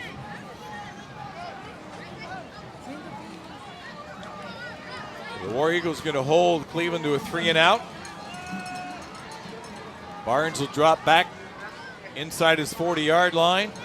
Wobbly kick by Guzman to the far side, goes out of bounds between the 45 and the 40. The official will mark it out at the 42-yard line in Oak Ridge territory, and that's where the War Eagles will take it. 9:28 to play here in the 3rd. Oak Ridge 34, Cleveland nothing. War Eagles get the ball for the first time in period number 3. Had a great first half. Be interesting to see how long the starting unit stays out here and when you start to get some backups, some play here in the second half, because you never know when it's going to be next man up.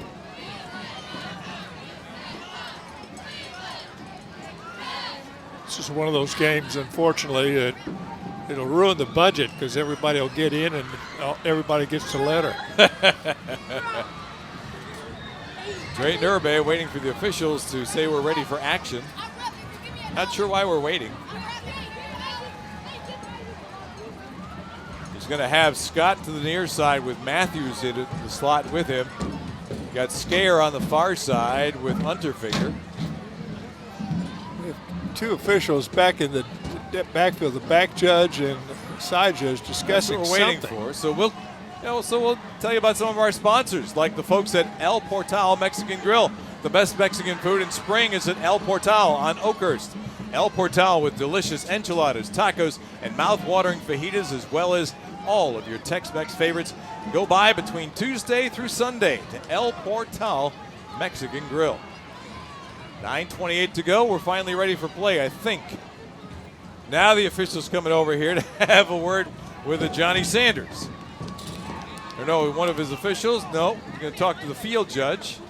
No, we're not going to talk to anybody. Just a quick little word. Now we're going to go back to work, I think. He's getting his steps in is what he's doing.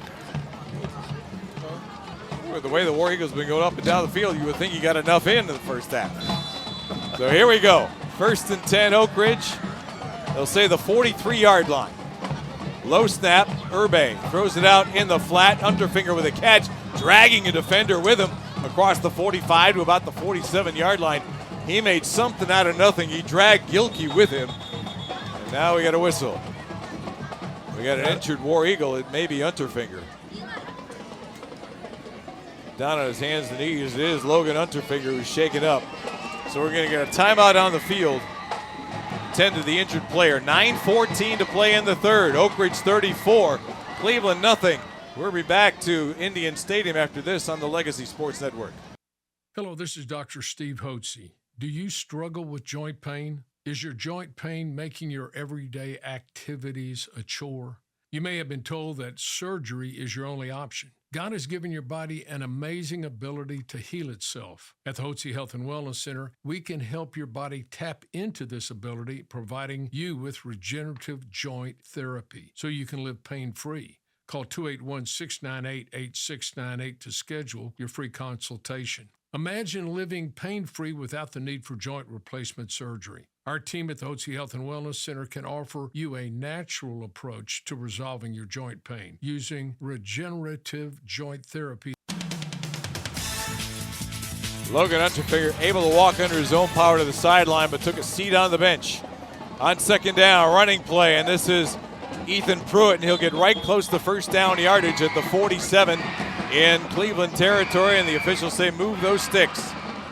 So after the completion to Unterfinger to the 48 in Oak Ridge territory, 5-yard run for Ethan Pruitt gives the Oak Ridge War Eagles a new set of downs to the Cleveland 47-yard line. Under 9 to go here in the third. 34-0, Oak Ridge in command. 3 receivers will come to the near side. Pruitt the back. He's got the handoff. Hit at the line of scrimmage, cannot get away. The ball almost came out, but he got it back at the 46-yard line. Good defensive play up front. Number 71, Julian Barcinas, leading the way to hold that to a 1-yard gain. It'll be second down and 9. That may be the shortest run that Pruitt has had all night. Just 1 yard on the play. Now you're going to bring in Reyna. Scott will be solo on the near side. 3 receivers will go to the far side on second down and 9. Reyna on the right shoulder of Urbe. Urbe takes the snap. He's got good protection. Throwing near side for Scott. Overthrew him at the 15-yard line. Double covered there, but he was open. The ball was just overshot by Drayton Urbe. That's a couple of times where he's had Scott open on a deep ball, but the ball has just had a little bit too much heat on it. Incompletion stops the clock with 7:53 to go. Third quarter. War Eagles, well, they moved the ball. They gave him a yard somewhere along the way. It's at the 45 now. So now it's third down and 8 for the 45. 2 receivers to the top of the formation. Urbe rolling that way. Going to throw back screen to Scare. Wide open. 45-40. 35, through a tackle, and into about the 28-yard line goes James Scare. Man, they did that way. They rolled out to the right and a throwback screen to the H-back Scare, and he was wide open. And it took a nice play on defense by Harrison to keep him from going even further downfield. Ball at the 27-yard line, 18-yard pickup. New set of downs for the War Eagles. Trying to get another score on the board here. Reyna will be the back. Scare the H-back on the left. Give it to Reyna, right up the gut he goes. Oh, he tripped over somebody as he got to the 25-yard line. Ball came out, but the official's going to say he was down before the ball came out. Reyna will pick up 4. It'll be second down and 6. Ball now at the 23-yard line. We're under 7 to play here in the third. Mention some more of our sponsors, the folks at BJ's Restaurant, Republic Grill, and 5 Point Credit Union, all helping us bring you Oak Ridge War Eagle football on the Legacy Sports Network here in 2025. Rayboy, now the tight end, goes to the right. Running play, Reyna over left guard, has some room, 20, 15, to the 10, lowers his shoulder, 5, and is he in or not? No. They say he's down at the 1-yard line. Tough run by Reyna. Caden Reyna almost put that in the end zone.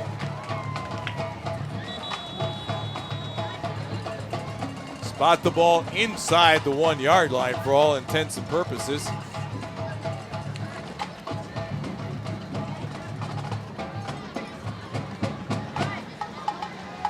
Now what are we doing here? We got a discussion. These referees like to talk. Good news was that Logan Unterfinger was on the field. Got a personal foul against against Cleveland. So you're gonna move it from the 1 foot line to the 6-inch line. It's a penalty for 0 yards. Exactly. As far as the stats guys go. I tell you what, that's not going anywhere. That ball is just about at the goal line.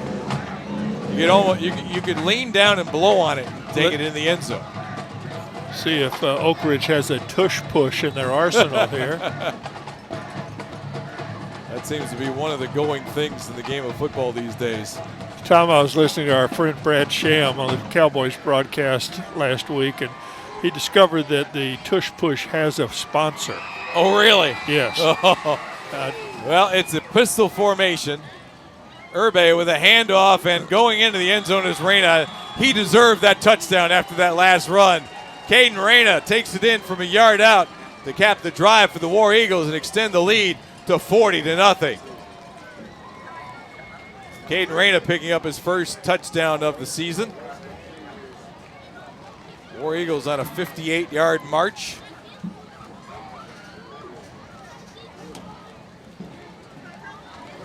And 8 plays, 3:37 was the time of possession. Now the point after try for Eiston Radis Beetle. Nico Chavez the holder. Had a bad snap the last time. Let's see what they do here. Good snap, good hold, ball up on the way, and the kick is good. We've got a timeout on the field.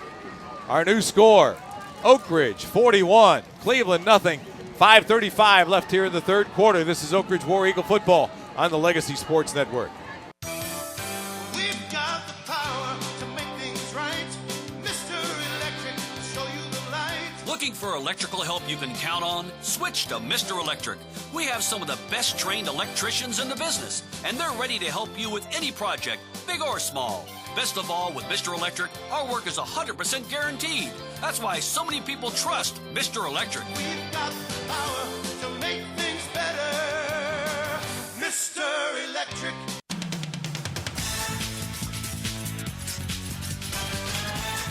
Bring it back inside Indian Stadium. 41-0 now. Oak Ridge with the lead. 6th touchdown of the night. Caden Reyna with the 1-yard run after he took it from the 22 down to the 1. So Oak Ridge extends the lead. Reyna gets in the score sheet. War Eagles doing a lot of interesting formations on these kickoffs. Moving guys around. Now we have officials blowing whistles. Tom, it looks like we have a running clock now. That touchdown. It started to go, yeah, down to 30. It's at 5:29 right now. Cleveland calls a timeout. Now, will they keep the clock going or will they call a timeout? I think they're going to stop the clock for the timeout. So that gives us a chance to tell you about more of our friends who bring you Oak Ridge War Eagle football here in 2025. We introduce you to Quick Assist, the easiest way to resell your tickets. Don't let games go to waste. They help you sell your unused tickets by listing them on every major ticket marketplace with one app. It's fast, simple, and stress-free. Download the app by scanning the QR code on the website. You'll find it at Quick Assist, your ticket to everywhere. And that's Quick Assist. It's normal quick, capital Q, U-I-C-K, capital A-S-Y-S-T. Quick Assist, where you're going to find them. Great new sponsor, helping us. And we've all had the situation where we had tickets to something and either can't go for some reason or another. Don't let those tickets go to waste. Get something back for them. Quick Assist will help you do it. All right, we got 3 guys lined up in an eye on the hash marks. Now the back guys move away. And the kick goes to the far side, deep inside the 15-yard line. Coming up to the 20 and to the near sideline. This is Wood trying to stiff arm a man, will not get away. He'll be run out of bounds at the 26-yard line. James Wood run out of bounds there. Tackle made for the War Eagles by Preston Davis Cox. Now let's see if that clock keeps running.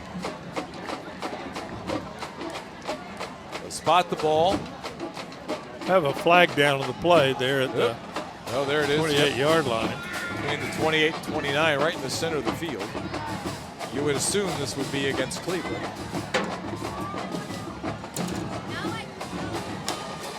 Although Oak Ridge has walked back a little bit. These officials do like to talk, don't they? We've had a lot of conversations. Ball is marked at the 32. Well, that's where it's going to be, it looks like. Well, or not. They're still talking.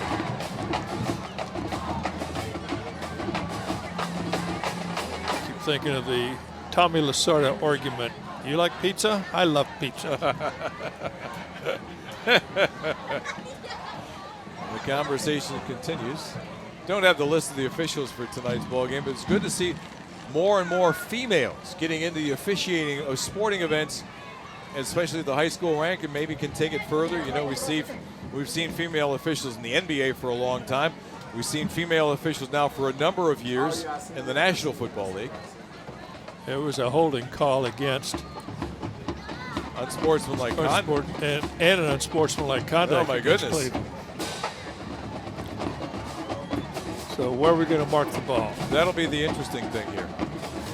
But now seeing women get into officiating here in high school, perhaps they can take it further. And we had our first female umpire in Major League Baseball a month or so ago. That's good to see. All right, what are we going to do with the ball? Now the umpire picks up the ball, holds in his right hand. We'll start walking Cleveland back from the 32-yard line to 22, no. And then we'll go back even further to probably the 11 on a half the distance. Yeah. Holding call, 10-yard walk-off, and then half the distance unsportsmanlike down to the 11. Nice going, Mr. Bill. Good job. That's why we brought you around here. I majored in arithmetic. So it's all the way back at the Cleveland 11-yard line, 1st and 10 for the Indians. Trailing 41-0 now. Wood with a handoff, trying to bounce outside, tackle left, across the 10, out to about the 13 maybe, 14-yard line. We'll be generous, we'll give him 14-yard line for a 3-yard pickup for James Wood. But the War Eagles have snuffed out this running game for the Cleveland Indians. That's how they wanted to establish themselves on offense, but the War Eagles have not had anything to do with that. We said ball control was going to be a key, and that's a control with a capital C. Yeah, the War Eagles have done that, that's for sure. 2nd down and 7 from the 14-yard line. Wood will be at the right shoulder.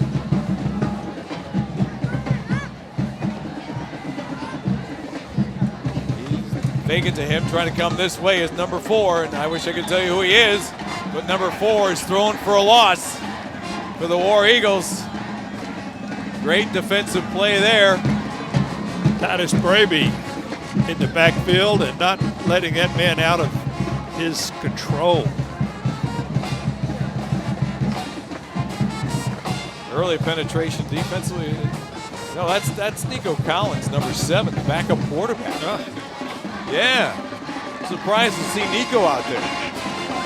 And because I expect to see him with the offense, not with the defense. But he threw the quarterback for a loss, ball back to the 6-yard line, a loss of 8 on the play, and now it's 3rd and 15. Just a 4-man front for the War Eagles. Quarterback rolling left, throwing left, ball caught across the 10-yard line and dragged down at the 11 or 12-yard line. Either we've got a second player wearing number 7, or that's Nico doing double duty, because that's the tackle made there on the receiver, Jaden Perry Ellis. 5-yard pickup. They'll put it at the 11-yard line, where it'll be a punting situation for Cleveland. The clock rolling, under 3 minutes to go now in the 3rd. Dropping back inside the 40-yard line is Jaden Barnes.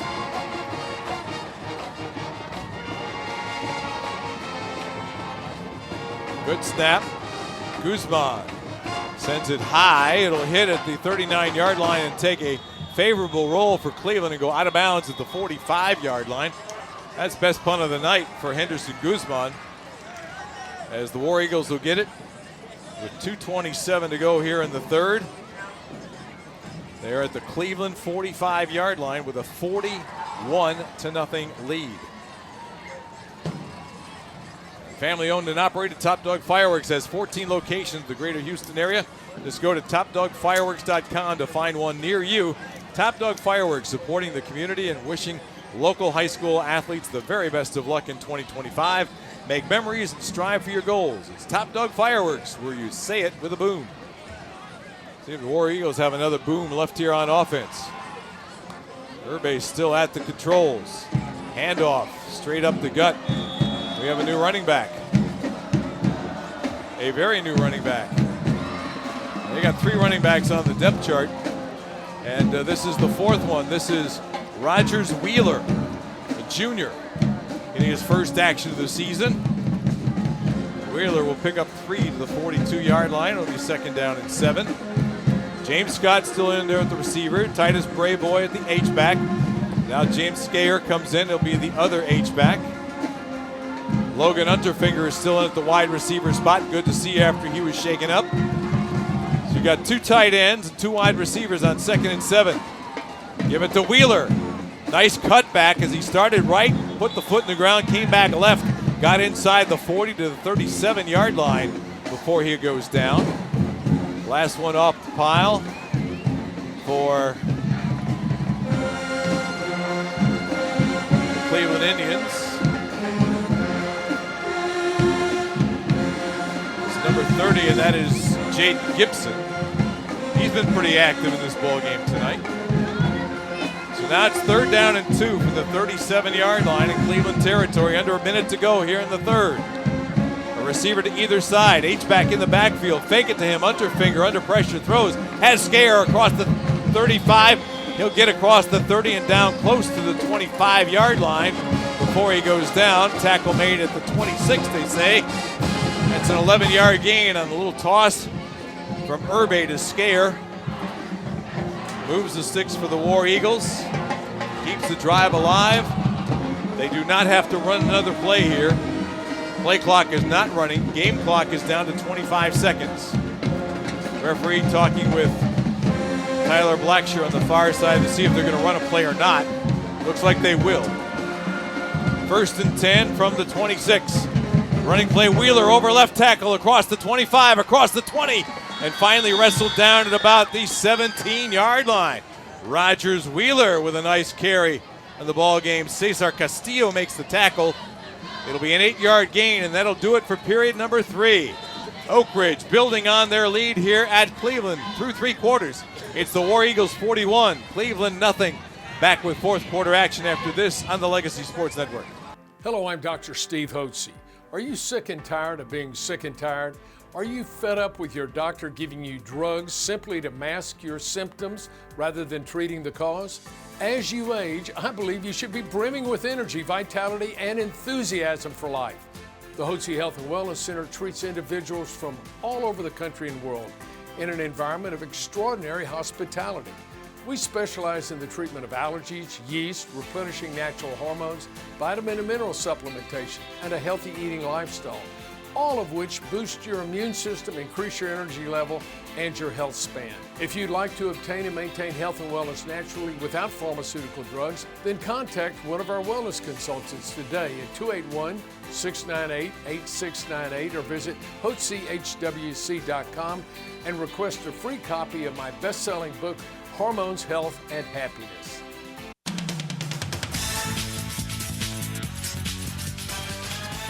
Fourth quarter here at Indian Stadium in Cleveland. Oak Ridge 41, Cleveland nothing.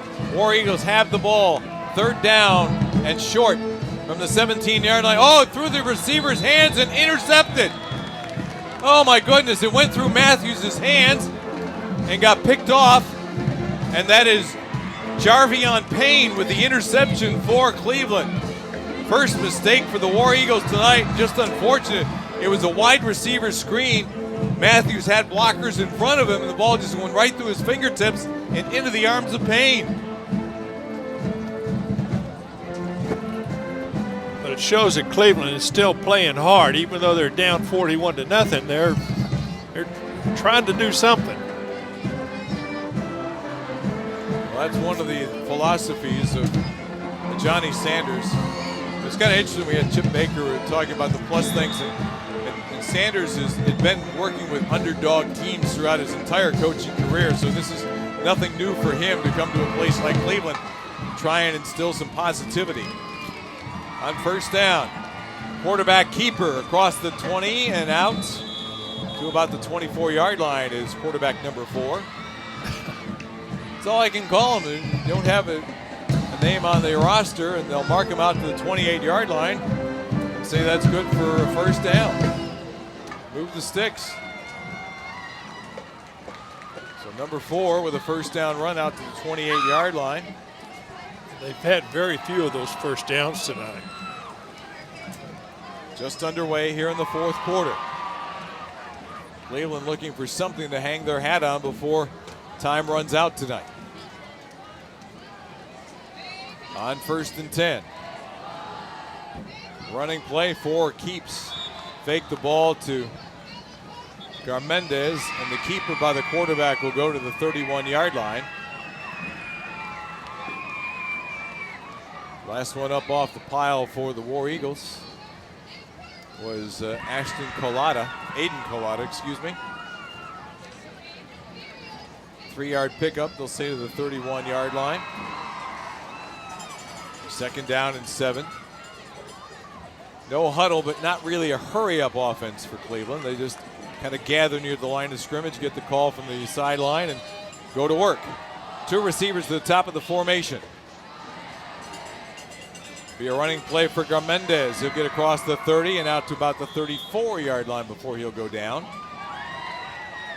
Short gain on the play. Hit by Nicholas Malden. The defensive tackle spot. 3 more yards. Will leave the Indians with a 3rd down and 4 from the 34.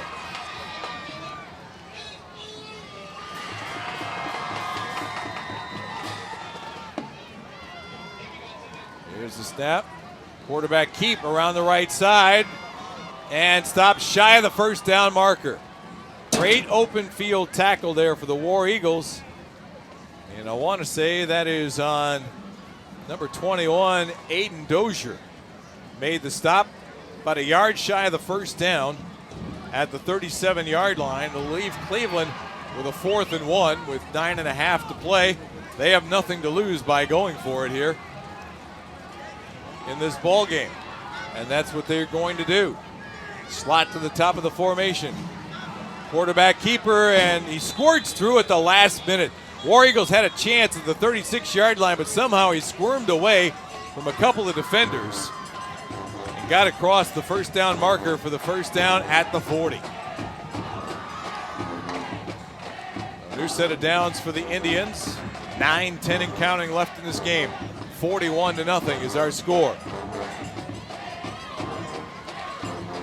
And again, it's number 4 as the quarterback. They have a number of quarterbacks listed on their roster, but they don't have a number 4 listed, so I can't tell you who's wearing that jersey tonight.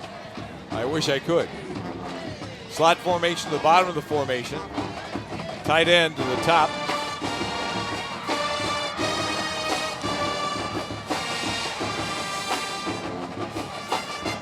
On first and 10. Fake the handoff, quarterback keeper. Nice move in the hole across the 40, and will drag defenders out to the 45-yard line. Boy, did he put a nice fake move left and cut back right on a War Eagle defender who had him dead to rights, one-on-one out there, but instead he picks up 5 yards. A lot of really good, deception going on by this young quarterback, whoever he may be. Yes. Slot to the bottom of the formation, tight end on the right side. Second down and 5 for the Cleveland 45. Bad snap, gets away. Quarterback picks it up, scrambling to the near sideline. He'll go out of bounds, 33 or 34-yard line. That was just a bad snap. He had no chance to reel that one in. And it's going to cost them. Oh, we got a late penalty marker thrown in.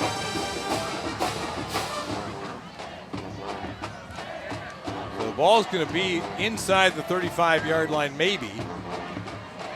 And now check the marker. It's on Oak Ridge. It's a War Eagle penalty. And you know the young lady that was the side judge or line judge is now wearing the white cap.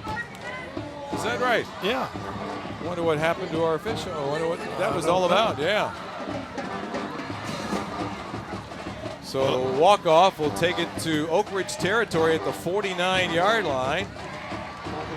I'm going to say it was a personal foul penalty. And so this is the first time today that the Indians have been in Oak Ridge territory?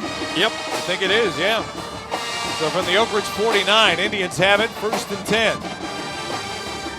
10. Jet sweep. Harrison gets through the line of scrimmage, lost the ball. War Eagles may have it inside the 45-yard line, and they do. Harrison stepped through a couple of defenders, got through but lost the football. Couldn't see who recovered the ball for the War Eagles. Then there's a marker at the end of the play. It's going to be a dead ball foul. It'll be Oak Ridge ball.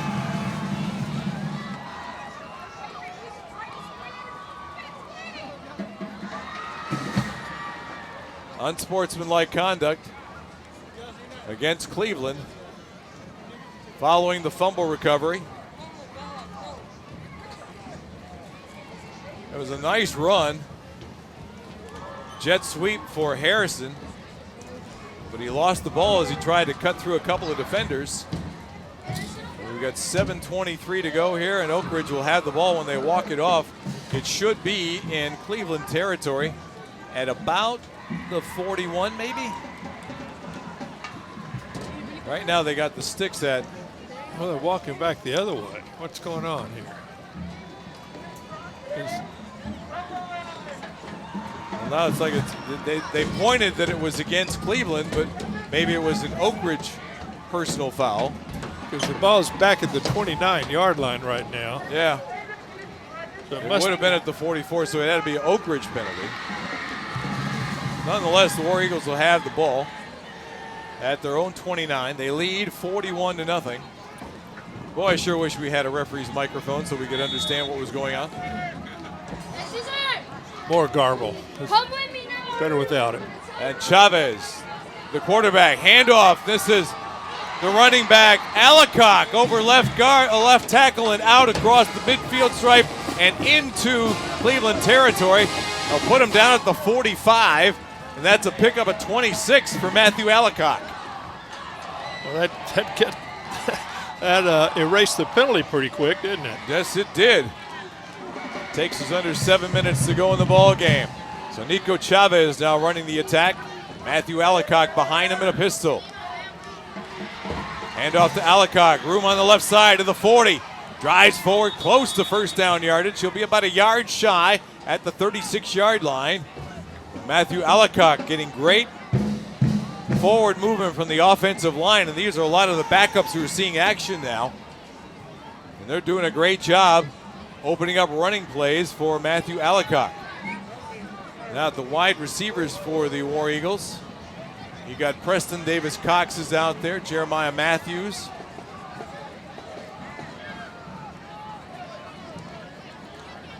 Second down and a yard from the 36. And Allicock again will have the first down as he goes across the 35 and down to about the 32-yard line, where he'll be taken down there. Leading the way was Barcinas on the tackle. Give him a gain of 4 to the 32-yard line. A new set of downs for the War Eagles. 5:45 and counting left in this one. You'll have Matthews and Davis Cox at the top of the formation. Down here at the bottom of the formation is going to be Deshaun Ellis.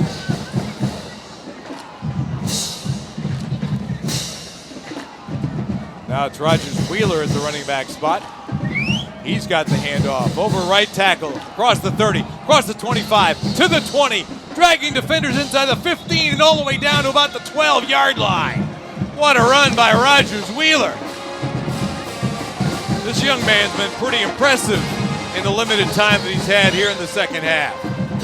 War Eagles just picking up chunks of yardage. 20 on that play. Or 21. Let's make it 21 to the 11-yard line. Under 5 minutes to go now. Rogers Wheeler will be the back for Nico Chavez.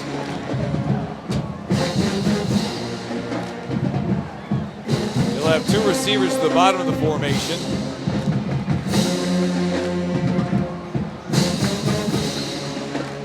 Send Davis Cox in motion, but give the ball to Wheeler. Hit at the 10. He'll drive the defender forward to the 8-yard line. Pick up a 3. Tackle made there by Jaden Gibson. That's a guy who's been in a lot of stops for Cleveland's defense tonight. We've seen his number 30 a lot.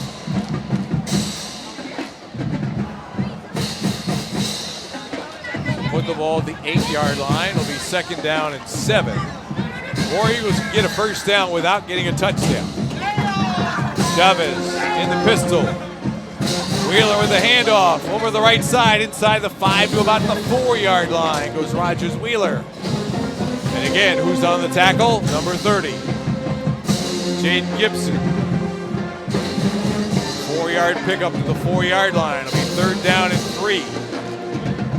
Approaching 3.5 minutes left in the ball game. 41-0 Oak Ridge. Backups trying to tack on some points. They'll go pistol again. Chavez shifting. Rogers Wheeler behind him. Chavez gives it to him, going left side, looking for the end zone.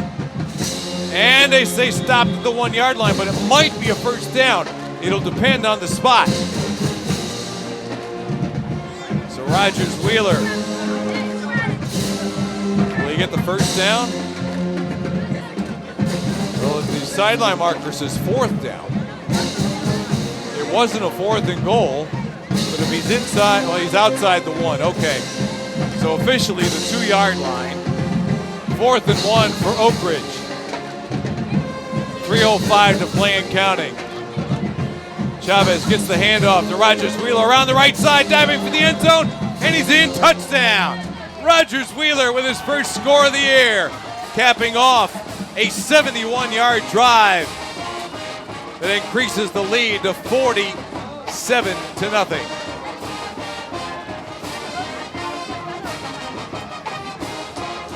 Well, it's going to be a happy bus ride home for this War Eagle team, that's for sure.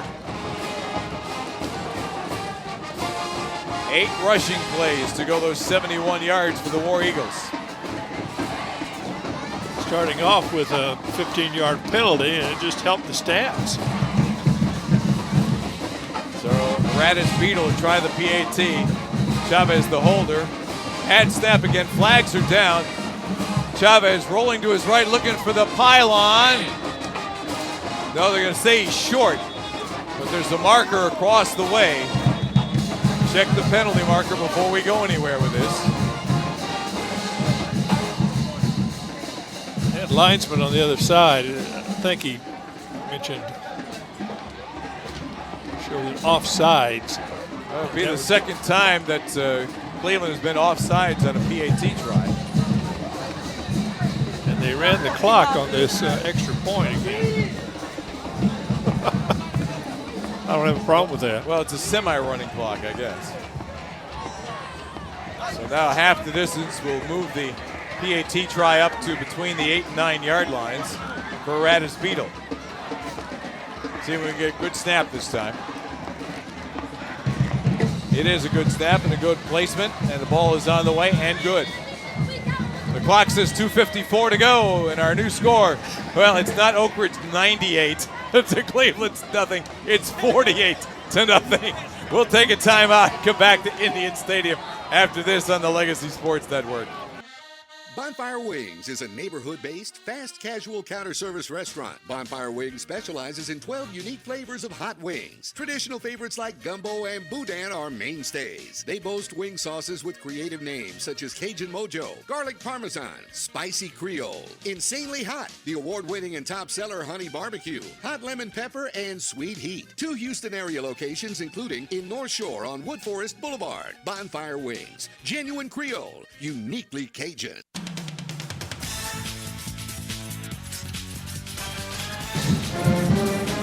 Texan GMC Buick has the best selection of new and pre-owned cars, trucks, SUVs, and vans in the greater Houston area. They also have a state-of-the-art service facility, and now they'll even come to you. Texan GMC Buick offering mobile service and valet pickup. So shop or schedule an appointment at TexanGM.com. That's Texan GMC Buick, where we hear you. War Eagles, 8 plays, 71 yards. 2-yard touchdown run for Rogers Wheeler, capping off the drive, 48-0. Kick goes short to the far side, taken by an up man and gets across the 35 to about the 36 or 7 yard line. That's where Cleveland will get it. Clock moving. 2:40 and counting left here in this ball game.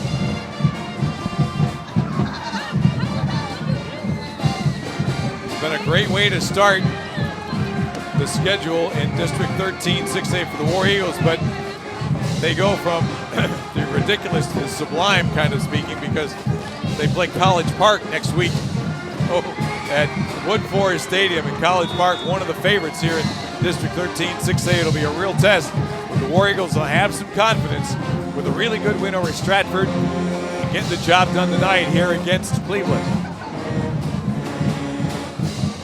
1st and 10 for the 36. Handoff goes to James Wood, trying to bounce outside right to the 40-41 yard line before he's driven out of bounds there. Taken out of bounds for the War Eagles by Ari Jackson. It's about a 5-yard pickup. Wait, do we have a marker somewhere?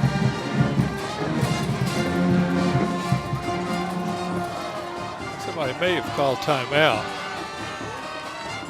Now this is interesting, Bill. You mentioned that our line judge is wearing the referee's white hat, but the referee has taken her spot here as the line judge. Okay, this is the 2-minute timeout. It's what we got here. 2-minute timeout. Okay, so we'll just keep it right here. It's hard to have a 2-minute timeout with a running clock. With a running clock, exactly. But we can tell you, if you like what you hear tonight, get connected with the Legacy Sports Network by checking out our social media pages. On Facebook, you can find us at LSM Sports. On X, formerly known as Twitter, we are at Legacy Sportsnet. And on Instagram, we are Legacy Sports Network. It's Legacy Sports Network. We're building a legacy one game at a time.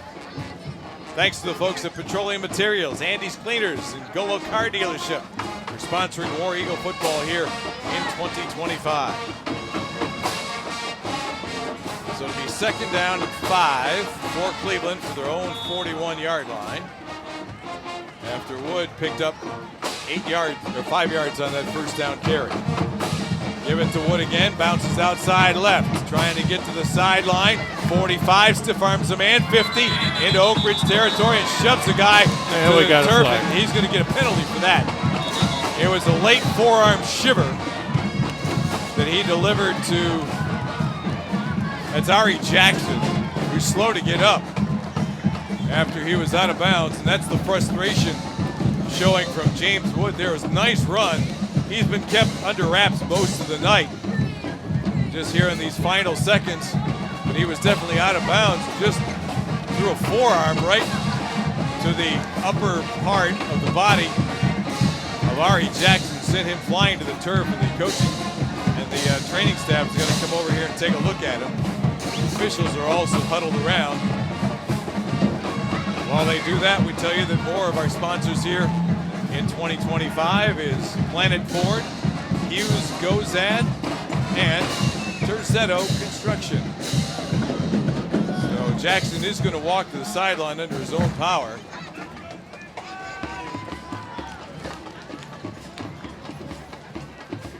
Now we'll see what happens to the ball. The ball is going to be... Well, they're marking against Oak Ridge. Seriously. Wow.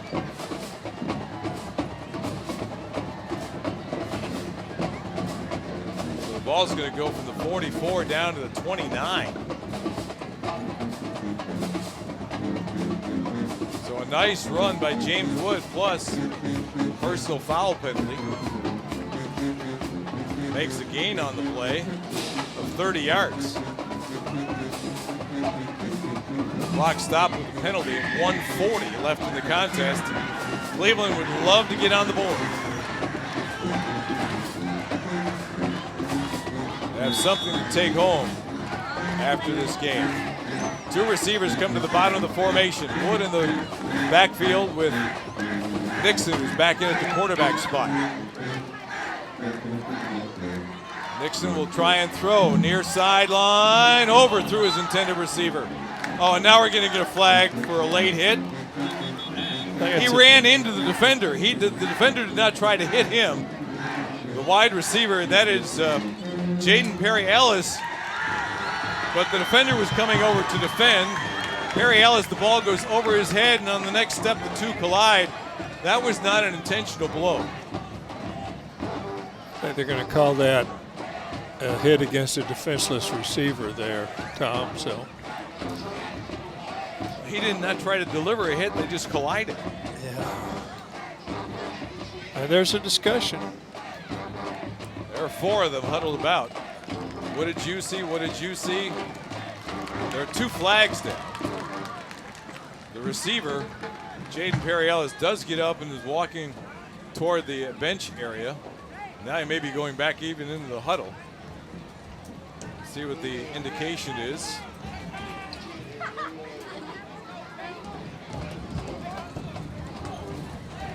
Yes, they're calling targeting against Oak Ridge player. Why is she pointing toward Cleveland, though? I think she got confused. I think if she's going to be a referee, she needs some work on indicating which side the penalty is against. Mechanics a little bit, but I think it'll be a spot. It's not a spot foul. It'll be from the previous spot, I believe. It should be 15 yards from the previous spot.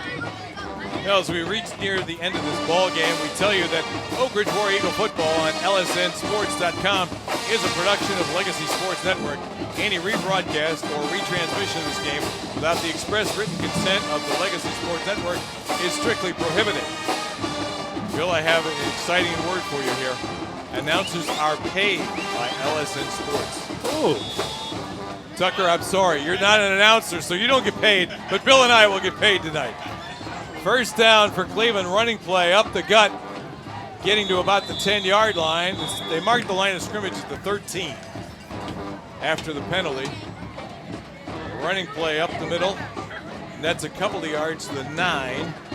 That is Noah Easley, number 10, with the run. A couple of personal foul calls against the War Eagles have put the Cleveland Indians inside the 10-yard line. Second down and 7 from the 9. Nixon hands it off to Wood, trying to break outside left, stiff arms the man, gets around the corner into the end zone for the touchdown. James Wood gives the faithful here at Indian Stadium something to cheer about with 28 seconds to go. And he goes 9 yards for a score. They may run the clock down here. It's still running. As they line up for the PAT, that may be the last play of our game here.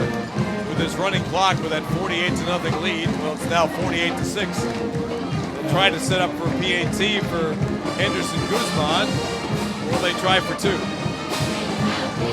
Yeah, they're going to try for the PAT. Clock stop with 12 seconds to go. Guzman to try and tack on the point after. Oh, ball dribbles back. They set it up and Guzman puts it through. What a good job there. That ball dribbled back to the holder. But did a great job of setting that thing up. But the kick was missed, so we have 9 seconds to go. Now they move 3 more seconds off the clock. 48-6 is the score. What a night. I won't even guess about the time of possession on that. No, not at all. You know, give them about 2.5 minutes because when they started running it down. But they needed 1, 2. Well, they ran 5 plays, just but ran they had personal ran fouls. the clock off, and that's it. And is the official signaling that's the end of the game? I think she is. And that's going to be the end of our ball game tonight here at Indian Stadium in Cleveland. The home team giving their fans something to cheer for. A late touchdown by James Wood gets them off the schneid, and Oak Ridge will score a 48-6 victory here in the first district game of the season in 13-6A. Our final score, Oak Ridge 48, Cleveland 6. We'll come back to wrap things up here from Indian Stadium following these messages on the Legacy Sports Network. Legacy Sports Network, now celebrating 18 years of broadcasting excellence. We are your home for local high school sports coverage. Expect excellent audio and video production. Whether you're listening at home or at the game, find us at lsnsports.com. Legacy Sports Network, building a legacy one game at a time. Attention high school sports fans, are you an armchair official? You know, the parent or fan who constantly yells at the referees and loves to let everyone know just how bad you think they are. Well, if you think you could do better, then get in the game and prove it. It's time for you to suit up and make the calls where they actually count. Every sport in Texas needs more officials. Sign up today at highschoolofficials.com. Timeout. All right. Remember, we're a team that plays together. Listen, the winning will take care of itself. We just have to get everyone involved. In interscholastic sports, we celebrate what makes every one of us unique. And in the pursuit of a common goal, everyone in the huddle, in the bleachers, and in the community comes together. This message presented by the UIL and the Texas High School Athletic Directors Association.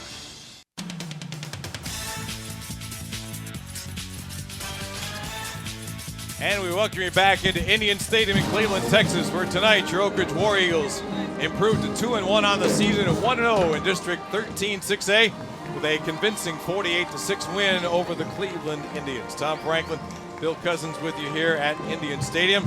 And our post-game show brought to you by Quick Assist, your ticket everywhere. Well, the War Eagles controlled this from the very outset. They got the opening kickoff and went 65 yards in just 5 plays. Touchdown pass, first of the season, from Drake Urbay to Logan Unterfinger from 28 yards out, made it 7-0 Oak Ridge. They recovered the kick. It was a pooch kick to the sideline that Cleveland did not rally too soon enough.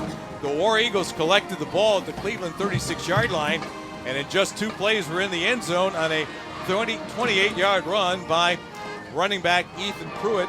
And with barely over 2.5 minutes gone in the ball game, the War Eagles had themselves a 14-0 lead. They forced Cleveland to punt. The War Eagles couldn't generate enough offense. They got the ball on the plus side of the 50-yard line, but a 4th down pass was incomplete. Cleveland would get the ball back, but again, they couldn't do anything with the ball game, stopping near midfield.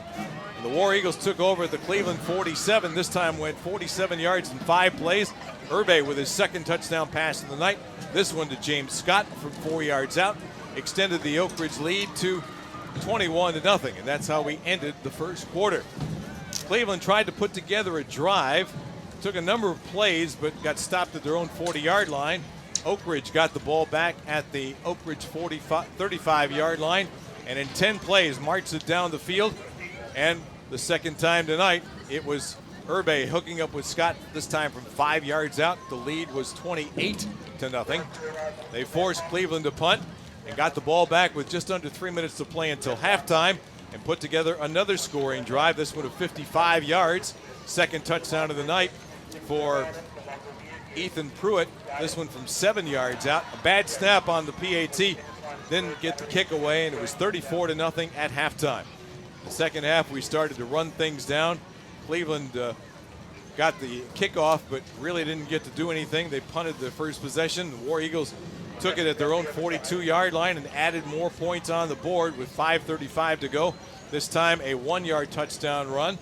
And this time taking the ball in was Caden Reyna. Reyna took it in from 1 yard out, extending the lead to 41-0.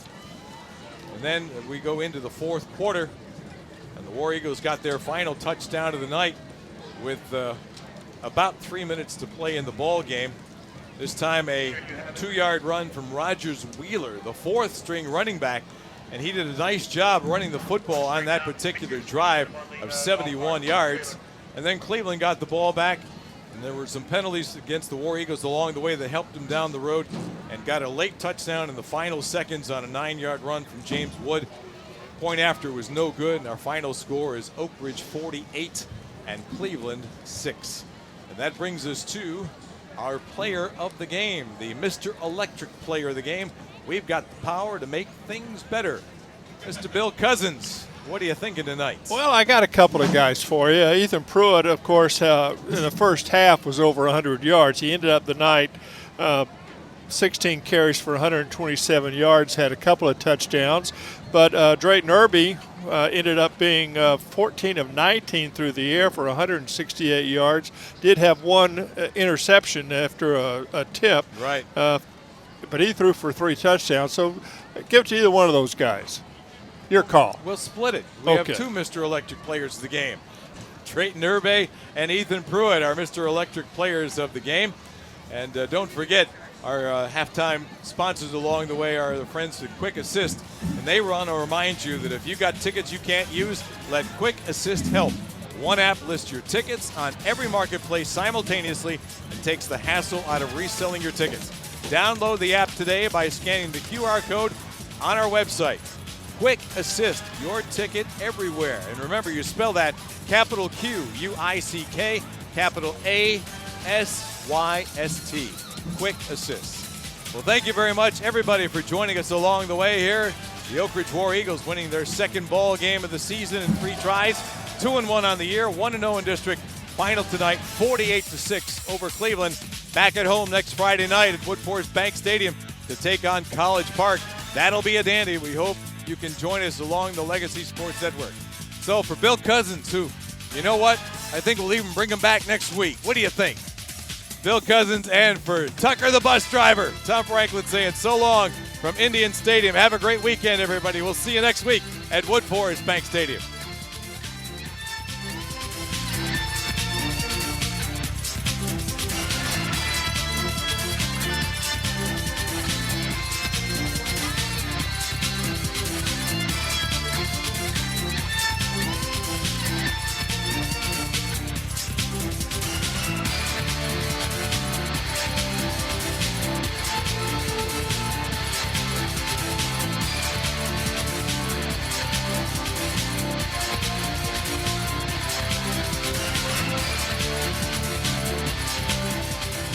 You've been listening to Greater Houston Area High School Football on the Legacy Sports Network. Copyright 2025.